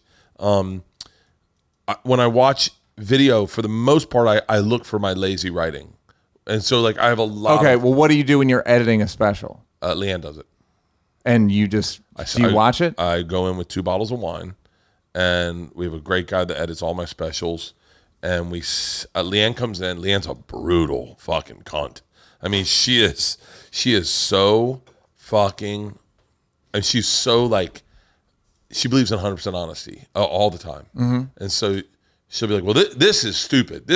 Why did you say Cleveland? No one wants to know where the fuck you're just can we edit all this shit out? Does she come to many of your shows? No. Okay. And when she does, she's never been good. She came in. I saw you at the store last month. She was there. Yeah, and she likes those. So she likes watching me on stage when I fuck around and I'm in the moment. When she watches that Rambo story is fucking really funny. Are for you real? doing that? No, I'm putting that down. Done. That shit's funny, dude. So your line. I told you your line's killing. Yeah. Great. So she goes through, and once I can get the hardest part of a special, the place. By the way, I am a little bit of a snob when it comes to specials. Mm-hmm. Meaning I watch them all, and I'm very open minded. Mm-hmm. Ali Wong's special changed my life. The most recent one she did, because I went, what the fuck am I doing? This is real inside baseball. But I go, what the fuck am I spending $80,000 on a set design for when it's all in this fucking right here? Bo Burnham said the greatest thing about that, which is like, he goes, you know what production design on a stand-up special comes down to? Your shirt. Or not. That's 80% of your production design. Yeah. Because you're here. It's like, there was I worked on Ellen's last special, and I was making fun of the director, Joel Gallen, who's a really good director. He kept cutting to the reverse to show, which is like just directors do that to show the theater and all this shit. You know? And I was being an asshole on an email, and I go, guys, I saw Joel at a party over the weekend, and someone was telling a really funny story, and Joel got behind them and bent down, said, this is the best place to hear this story from. But yeah, it's fucking. It's right there. Where do you want to hear a story? And I got to be honest with you, Ali Wong's special, her latest special, she has the greatest. The backdrop is very conducive to focusing on her. Yeah. And I went, oh, so when you design a set, I need to make sure that whatever's in the background isn't distracting enough that you don't see me. Like, and then I thought, so really, honestly, when you design a set, and hers was an orange layered background, I think. When you design a set design, like we're doing for the next one, I'll show you I'd love to. My new one is the one that's coming out November 8th. That orange. I love that orange, and you have black lines in it, and it really pulled me into Ali. And I went, and I know she had an input, and everyone has an input in what their set looks like. But yeah, I don't know how we got it. Oh, so that's Bill Cosby himself backdrop, by the way. Is it really that orange? Or Bill Cosby's it's the best low angle. I think it's Bill Cosby himself. If you look it up. The backdrop it's like reddish orange. It's fucking excellent. The most comics lose people. Oh, that's a fucking background right there. Oh, maybe I'll do that. Just all red. Yeah. Bert Kreischer himself. Yeah. Bert Kreischer they self. Yep. Yes. Better. You're gonna get the critics. You heard what I said. Yeah. That first 5 minutes is where you make it or break in the special, in my opinion, and that is always where I have the hardest time watching myself. That first 5 minutes, that first 7, because it's an awkward point. By the way, I want to say my backdrop is it's part of the show. Like I'm moving these blocks around or whatever. But I don't think anyone expects anything less of you doing something a little different than everyone else. Yes. But it's awkward because it's like you need to get the live people, you got to get the crowd, and you have to get the people at home. Yeah. And it's like it's a bit of like the first part of fucking. Yeah. Where you're like you're figuring it out and like. Yeah, you got to get it in. There's a lip over to the side. Oh shit. Yeah. Labia everywhere. Yeah. Vulva. Fault. So that's my hardest part. What Leanne's really great at, because I'll watch it. They send us a cut. He does a line cut and then sends it to us. We watch it, and I cannot physically sit through the first 5 minutes of my specials. And Leanne, it just goes, oh, it starts there. Right. And then you go, huh? And she's like, it starts right there. Just do that. And then you do that. And then all of a sudden, for me, once I get into it, once it's, obviously it's me watching me, but I end up mouthing my special with myself. And if I can mouth along with it and nothing distracts me, then I'm good. And so for the most part, but Leanne's really good at like, for the last one, I have this bit about my dog. For the Hey Big Boy, I have a bit about our dogs. And for some reason, we shot 4 shows. First show, bombed. Second show, really good set, but I had mustard all over my pants. I was like, what the dude, fuck? I'm doing something. Finish, sorry. Third show, killed. Fourth show, murdered. So they take the fourth show, but the fourth show, I towards the end, I am having so much fun. I get a little loosey-goosey. Sure. And Leanne's like, and by the way, I wouldn't have noticed it, but Leanne just in the middle of the thing goes, boring. And I'm like, what? She goes, this is taking too long. Like, do we have a shorter version of this? And I was like, babe, it's the bit. And she goes, nope. She's really, aggressively good at notes. Great. And so she pulls a bit from the mustard stained pants. And you don't notice the mustard in the pants if you're doing one bit. If you watch the special, you're and also if you just stay. Yeah. Stay up there. Yeah. And so we do it, and it's a minute 30 shorter. A minute 30. Now, granted, all my stories are a little long, but and I was like, holy shit! I was blown away, and I was like, you noticed that? She's really good at that. And then I have a hard time watching myself because I'm like, why are you so dour looking? I literally I watched the first cut of this one. I was like, we have to. I was like inconsolable because I was like, anytime I smile, cut to a close up. Just we're going in, get a smile from this fucking dour ass motherfucker. And I got a little mad at my director, Derek. I directed a special for somebody, and they'd never watched themselves for that long. And they go, don't cut to the right side of my face. Because it's very hard to watch yourself. oh yeah, It's the like- things you see are like I look at my specials, and if they do a shot like a side shot, all I see is that all my beard hairs stick out, and I go, why wouldn't I take care of that? Because no one cares. Like, I've never thought about your beard once. Ever. Ever. I remember Netflix did a billboard of my stomach, and they sent it, and I actually thought they photoshopped someone's stomach on it, and I was like, that's not what I look like. No. And Leanne's- Where's the real billboard? Yeah. I was like, who is that? And they're like, it's you. Is you have the picture? It was the moment where I realized, I've had this, it's one of the moments where I realized, let the people that do the things they do for a living, do them for a living. Yeah. That billboard was so fucking great. That's interesting, because I would actually think that that's not your stomach either.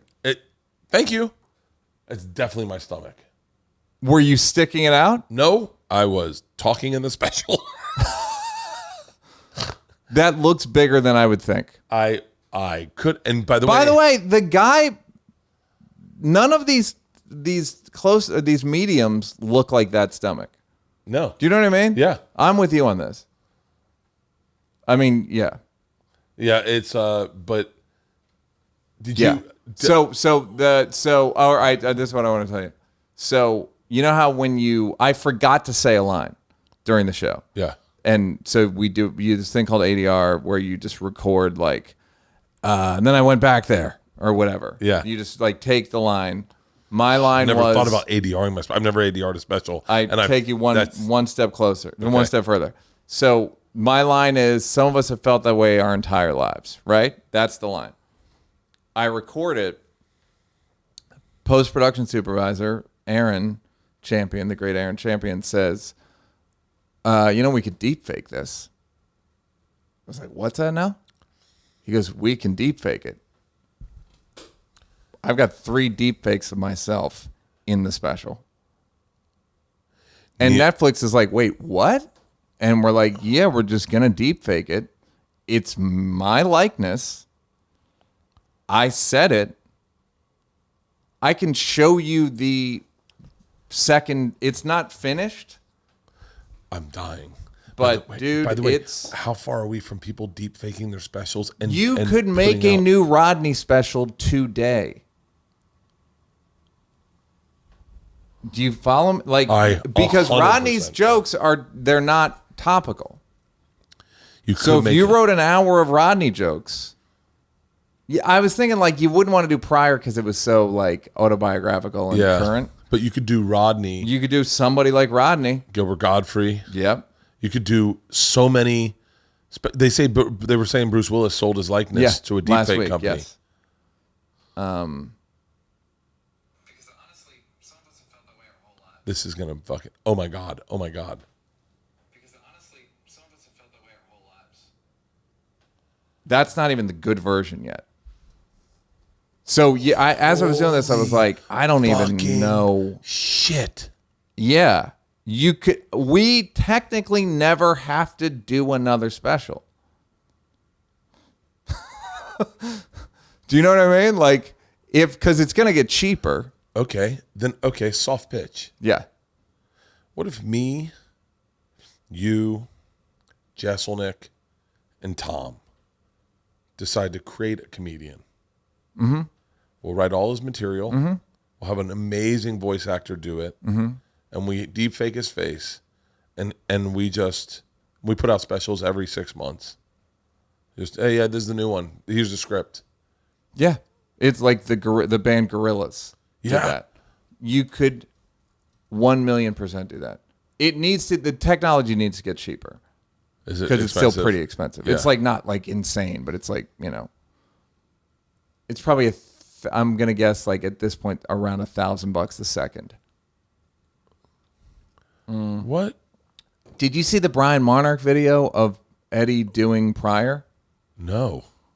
Dude, bring it up. It's look up. It's on Instagram, but just if you go to Brian Monarch, it's Eddie doing the bit about. There's going to be a moment where you have to hold up a newspaper as you do stand up. There's no way to get around it because you could say that's deep faked.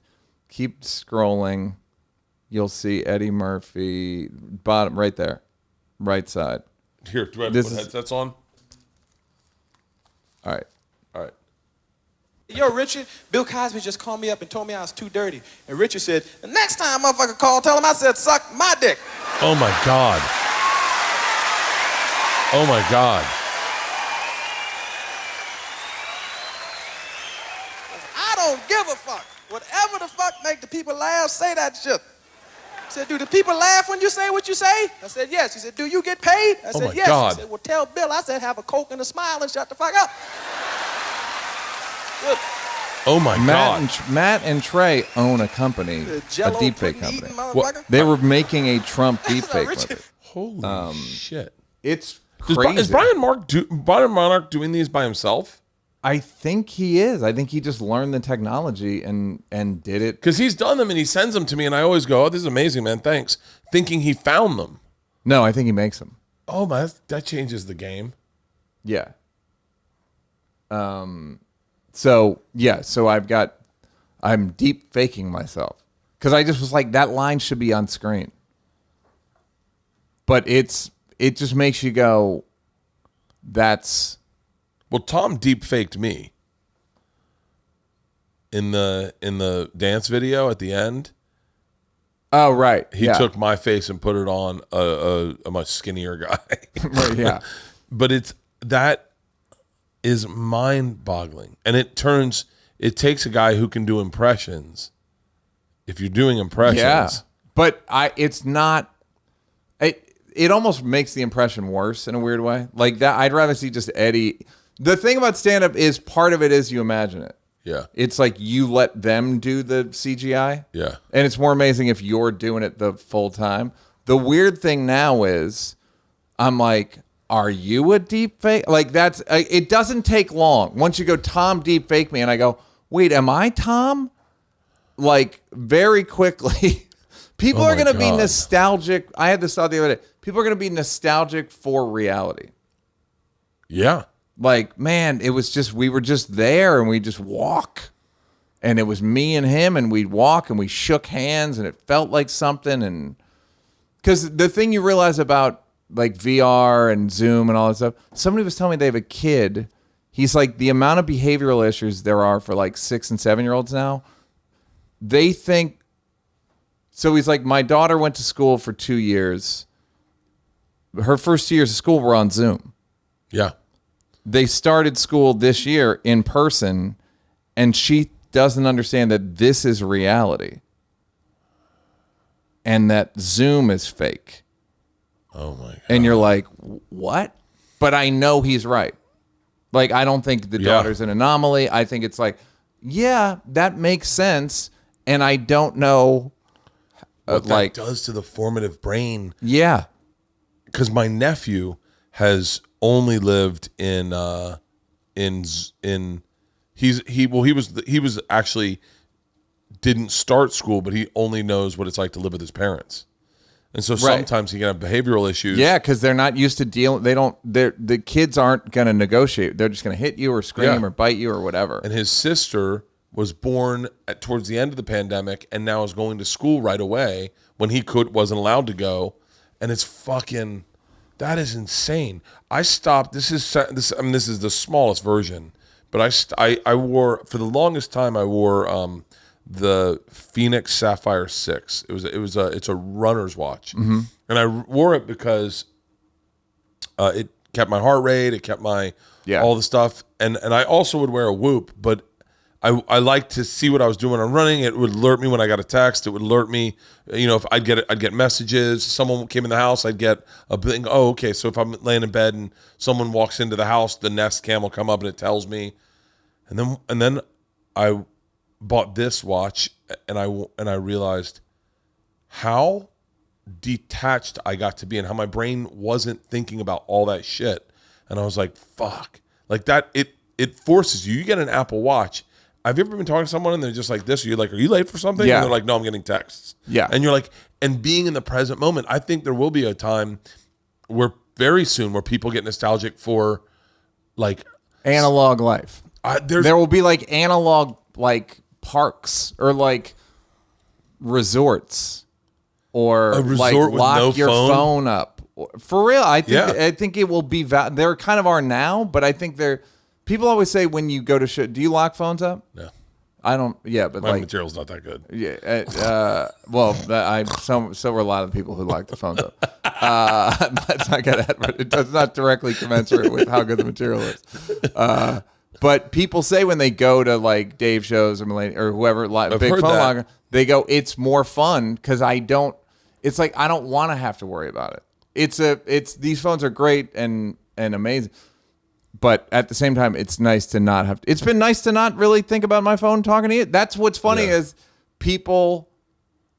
I was joking with somebody. I was like, the only relationships I can manage anymore are on podcasts. I can't friendships and hurt feelings and podcasts. This is perfect. I haven't talked to Moshe Kasher in probably. I'm not even joking.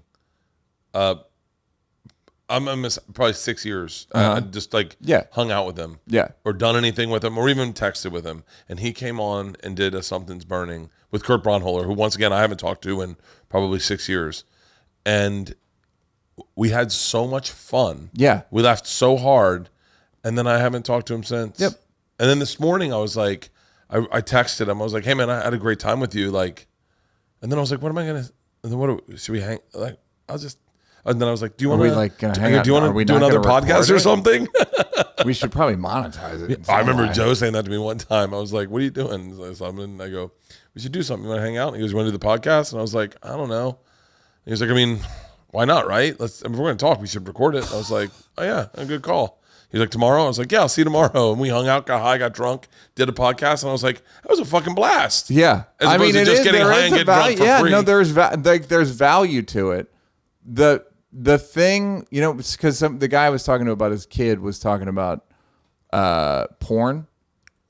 But I would argue, okay, so you and I started having sex before the internet, for sure. If this is taken out of context, it sounds like no, you and I were having sex. I hope it is taken out of context. Yes. And then once the internet started, we stopped fucking. I started having sex before around the time of car phones. Like when a phone went into an 91. actual phone went, no, not, 80, I was 17, so 80, 89. I started in 91. Okay. But I don't, did you, I mean, I guess we're not the right, but did porn have an effect on how you had sex? So I had seen tape porn, and I would do, so there were 3 moves I knew. I knew you could do missionary, doggy style, And then- shit on her chest. and Those are the 3 moves. That's all you know. and then blowjob and going down on Yeah. her. Those are the moves. That was. By the 3 way, moves. you can learn nothing from going down on a woman looks like nothing on video. Yeah, You can't. It's unfilmable. yeah, you should be able to click subtitles and it tell you what he's doing, You're absolutely so that right. you could go click, and then he's like, oh, it's gentle circles. Yeah. It's a Hard flicker. right, It's a hard flicker. right, Hard yeah, right. yeah, Hard yeah, right. yeah. So I definitely, those were my 3 moves. Those were my 3 moves for a very long time. And then I dated a girl when in my senior year of college where someone must have watched porn with her because she was very fucking Advanced. Yeah, like I mean, the first time we had sex, she was like, "Do you want to come on my face?" And I was like, "Can you do that?" And I was like, "Well, now I do." I mean, I never even thought of that. I didn't want to. Yeah, I until didn't you want- pitched it. I never even I thought of it. guess that's what everyone does when they're here. Oh, I guess. And so, and then by the next chick I had, by the time I got to my wife, because I haven't been with a lot of women, by the time I got to my wife, I was like, oh, I've been doing research. And so, I would argue that a certain amount of it is training. yeah. Like And, it just yeah. in terms of like, there's this, you can do this, you can do this, you can do this. I remember, and I missed this. I remember seeing a new move on porn, and it would be like the flutter of a heart, like a first kiss, where you were like, whoa, what are they doing? Whoa, what the fuck is that? What the fuck is that? Like I remember this. It's like your moment in the Machine movie where Yeah. like it's really something happening. If I was in a porn, if I mean, videotaped forget it. myself, I almost took a picture of my wife naked in the salon last night. I love it. But I remember moving to New York and buying a porn, putting it in, and seeing a move where I went, whoa, okay, I'm jacking off to that. Like that turned me on. And I haven't gotten that feeling. I think I've always been searching for that feeling. But when it comes to watching porn, you get so inundated with so much stuff that you're like, I don't. The next time it happened again for me, this woman, Mistress Isabella, gave me like bondage porn, and I'd never seen any of that. And I was like, whoa. And that was probably 99, 2000. And by the time I started having sex with Leanne, I was like, all right. When I started, I was like, I got 9 moves I got to try. I had a joke in my special. The first time I saw Reverse Cowgirl, I was like, I'm trying that with her. And she was such a regular person. She's like, wait, I'm just supposed to look at your feet? And I was like, yeah. I like that you gave her a southern accent. that she's a redneck. Wait a minute. Hold Let me, on. Wait. What now? What now? Do what? You want me to look at the wall? Well, now she's black. Shit, motherfucker. God damn it. That is, but I would argue, like, porn's been interesting for women because you probably haven't. I've slept with women before porn and after porn. Yeah. And the stuff they want is significantly more. There's another good book that I read called Everyone Lies, where it just went over the porn searches. And it's fucking fascinating. What percentage of men do you think search for violent sex or rough sex versus what percentage of women search for rough sex? Oh, I would guess way more men. I would say 50% of men, and I'm just guessing that based on statistics I've heard being an ally. 50% of men versus I would say 15% of women. 4% men, What? 25% women. Shut up. That's what I quit. I was like, it's like a staggering thing. Where you're like, wait a minute, what? Women because women never saw porn before. No. So I didn't know were they like, even watched it. Yeah. So then it was like, oh, I want to get choked a little. Yeah, it looked cool. I had a buddy when we moved out. We were so bumpkins from Tallahassee. When we moved out to LA together, he was with a chick and she said, I want you to choke me. And he goes, nah. She was like, no, that's what I'm into. And he goes, I'm not falling for that. I'm out. And he stopped hooking up with her. a buddy of mine, professional athlete, you know, fucking, and the girl was like, choke me. And he was like, so he choked her and he just went like a little bit with his That's how you forearm. choke them? I thought it was like this. No, Yeah, if you're a fucking, if all you do is exercise all day and you're fucking over 6'6". And Blake Griffin has big hands. It wasn't him. That's a legitimately good guy. That's Yeah. the wrap around your I mean, neck. he'll murder. Like he can just fucking toss you through a plate glass window. But yeah, like men. So the rough sex thing is women are sponsoring that because I don't. But that's the thing. Guys are not like, I don't go into it wanting to choke. I don't go like, I'm gonna choke. Some guys do, and I think it's small, but it's smaller than you think because if they're searching for it anonymously, it's 4% of guys are into it. that's fucking insane to me. Yeah. That can you do you have a racial preference? Like if you see White. yeah. I'm kidding. No, but like I can't and maybe this sounds horrible, but I can't watch a black dude fuck a white chick in porn because then I start going like Jermaine Fowler had the best joke about this, which is like, it'll be like white woman, white man, like babysitter, whatever. I need to fantasize myself as the guy. With black guys, it's black man versus white woman. He's like, versus? Why is everything so like, ugh?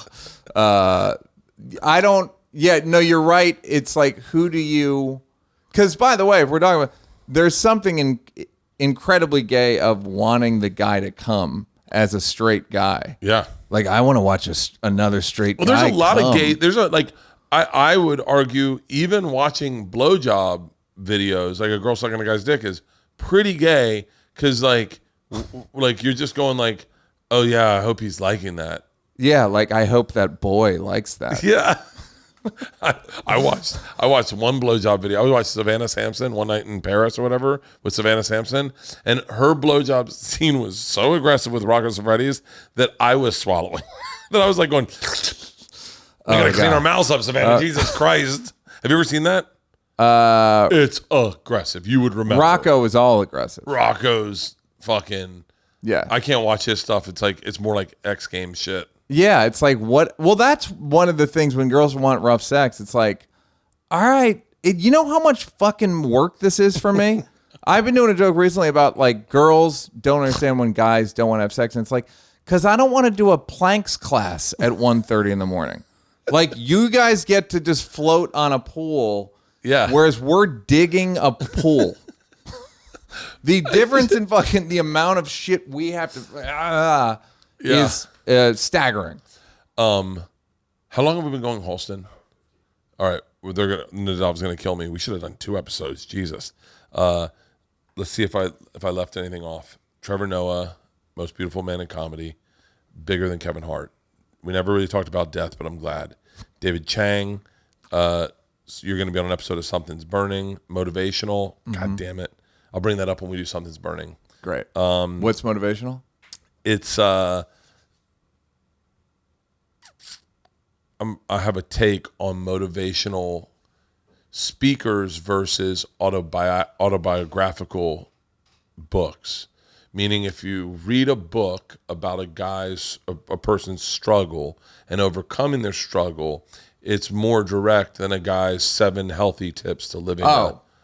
I agree with you 1,000,000%. And so I think so then this begs the question, whereas you look at these guys who are killing it in the motivational space, like I'll put Rogan because he's a friend, but like Rogan and the guys that come on that are like, here's how you got to change your that life. military guy, Jocko Willink. there's David Goggins. David Goggins, yeah. Like Jocko is a great guy. So like this is my thought today. I was toying around.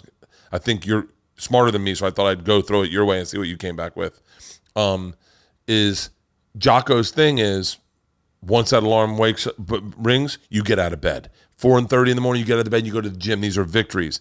More importantly, I want to know their motivation of what happened to you as a kid where you get out of bed so that I can find the thing that happened to me so I can access that emotion to get me out of bed. Because whatever I'm not accessing the right thing. Does that make sense? Yeah, no, I was thinking about in this area yesterday. I was watching somebody.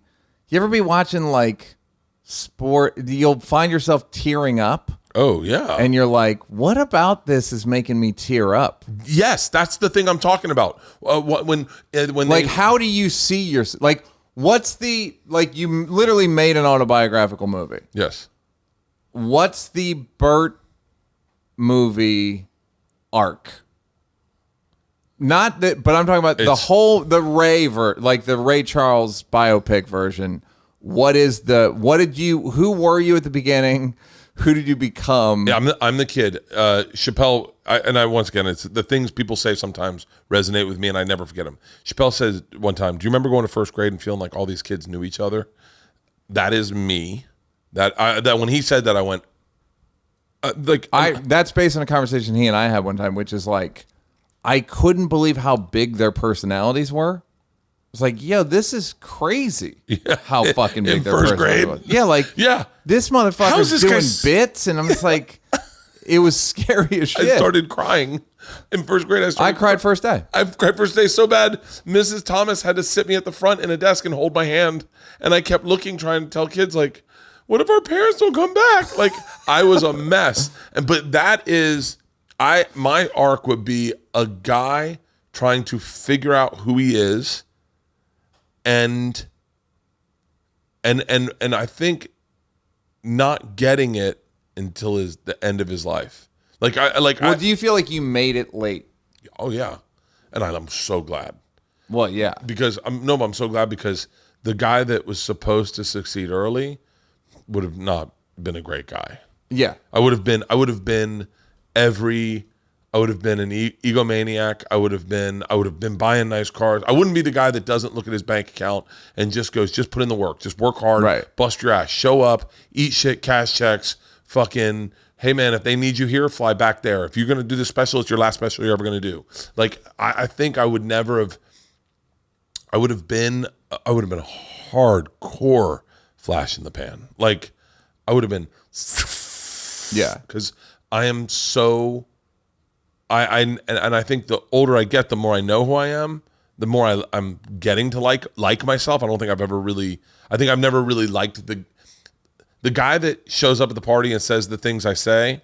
Sometimes I get in the car and I'm Scotty J from Boogie Nights. You fucking idiot! You're such a fucking idiot. Why are you fucking? God damn it! So like, I think that would be my arc. I guess it doesn't sound like an interesting arc, but the guy, what is it? What's the arc? You didn't know who you were? I think it's my whole thing is trying to.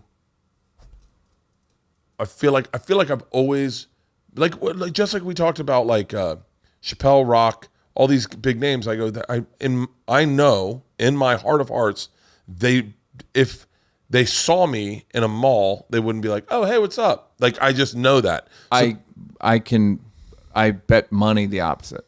I can guarantee you, I will find out where Chris Rock is, and I will walk past him at a hotel, and I doubt I would put $10,000 down that he doesn't go, hey, Bert, it's Chris. I'm not saying anything about Chris, but I'm just saying I'm not. There's a difference between, hey, Bert, it's Chris. He doesn't really intro himself to people, but he would absolutely know who you are. Well, to put things in perspective, I still say I'm Bert to everyone. Good.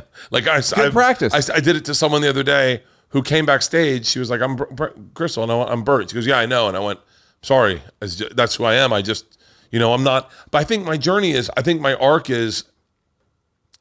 I don't know. It sounds crazy, but like I've always felt like an underdog. I've always felt like an outsider. I've never felt like I belonged. Even when I belonged the most, like Florida State, it was like the last fucking year. And then I was like, God damn it. Just when I got this place dialed in. My freshman year, didn't know anyone in a relationship. Sophomore year, didn't drink. Didn't really, by the time junior year, or second junior year, get involved with the Russian mafia, come back, girlfriend cheats on you. I feel like everyone thinks I'm a cuck, right? Like, I was the guy to this day. I was the guy. I remember this so distinctly, that would go to the bar and I was telling this something the other day and go, I hope I fall in love tonight. Like, I mean, what fucking guy in college is like, I hope I meet someone who understands me and gets me. My whole thing's been trying to get people to like me and get me. Yeah. So I think in that process, you don't really, when you're that guy, you don't really get to. And if you're that guy and you're honest about it, I think there's a lot of guys that aren't honest about it. But I'm very honest to myself about going like, I want everyone to like me. I want everyone to enjoy me. But in that process, you break a lot of eggs making that omelet where you leave a party and your life's like, so you really think you can beat every Asian in a foot race? And you're like, I don't know. I was trying to get them to laugh. Like, what the fuck? Do you do less of that? Now, more, way less, less now. So the part of you that like desperately will go like, just blurt some shit out. Or the shit that's embarrassing, you do less because you feel differently about yourself.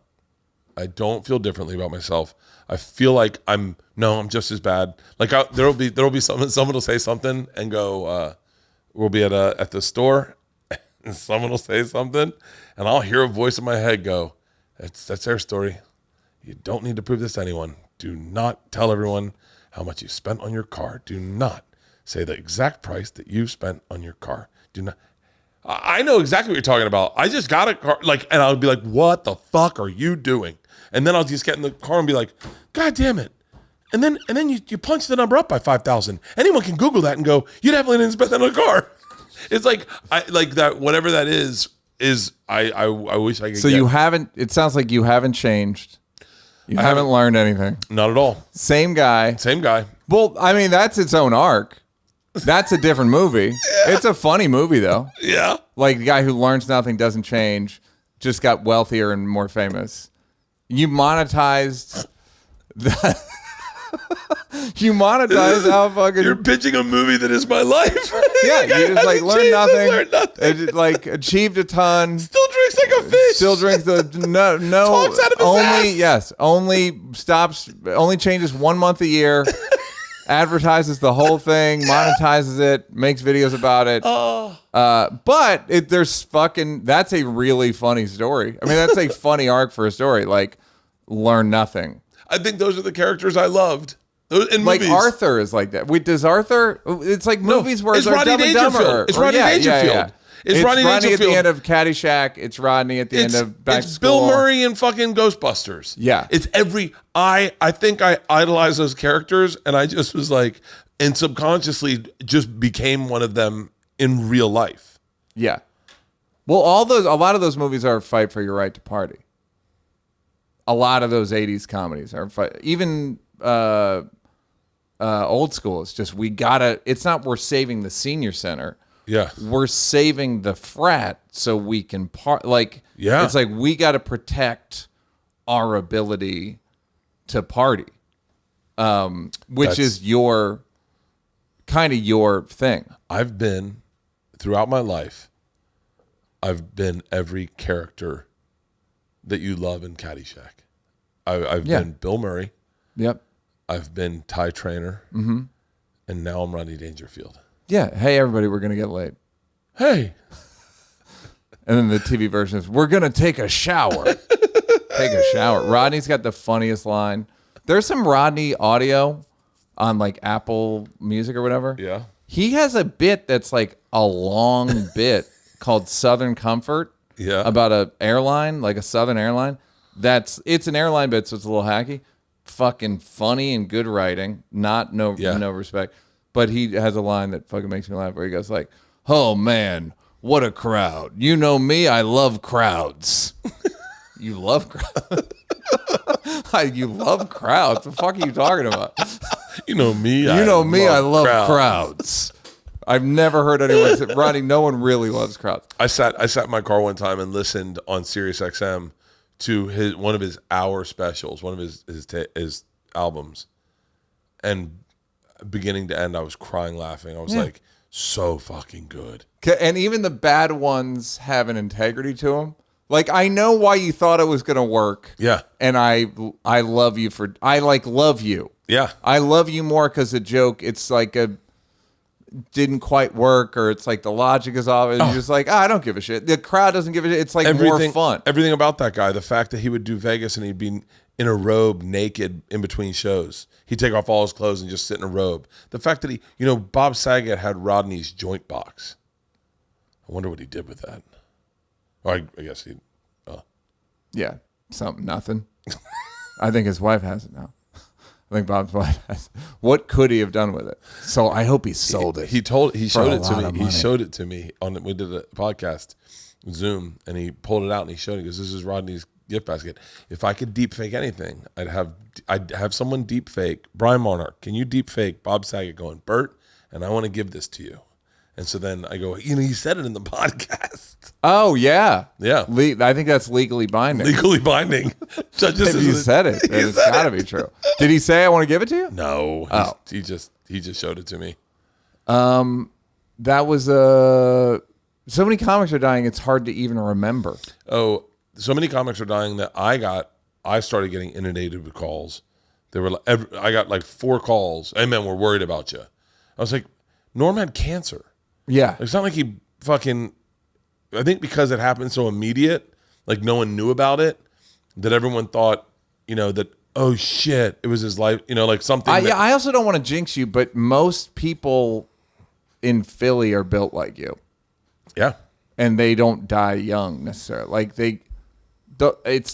some do. I think but sadly, my destiny is to outlive everyone I love.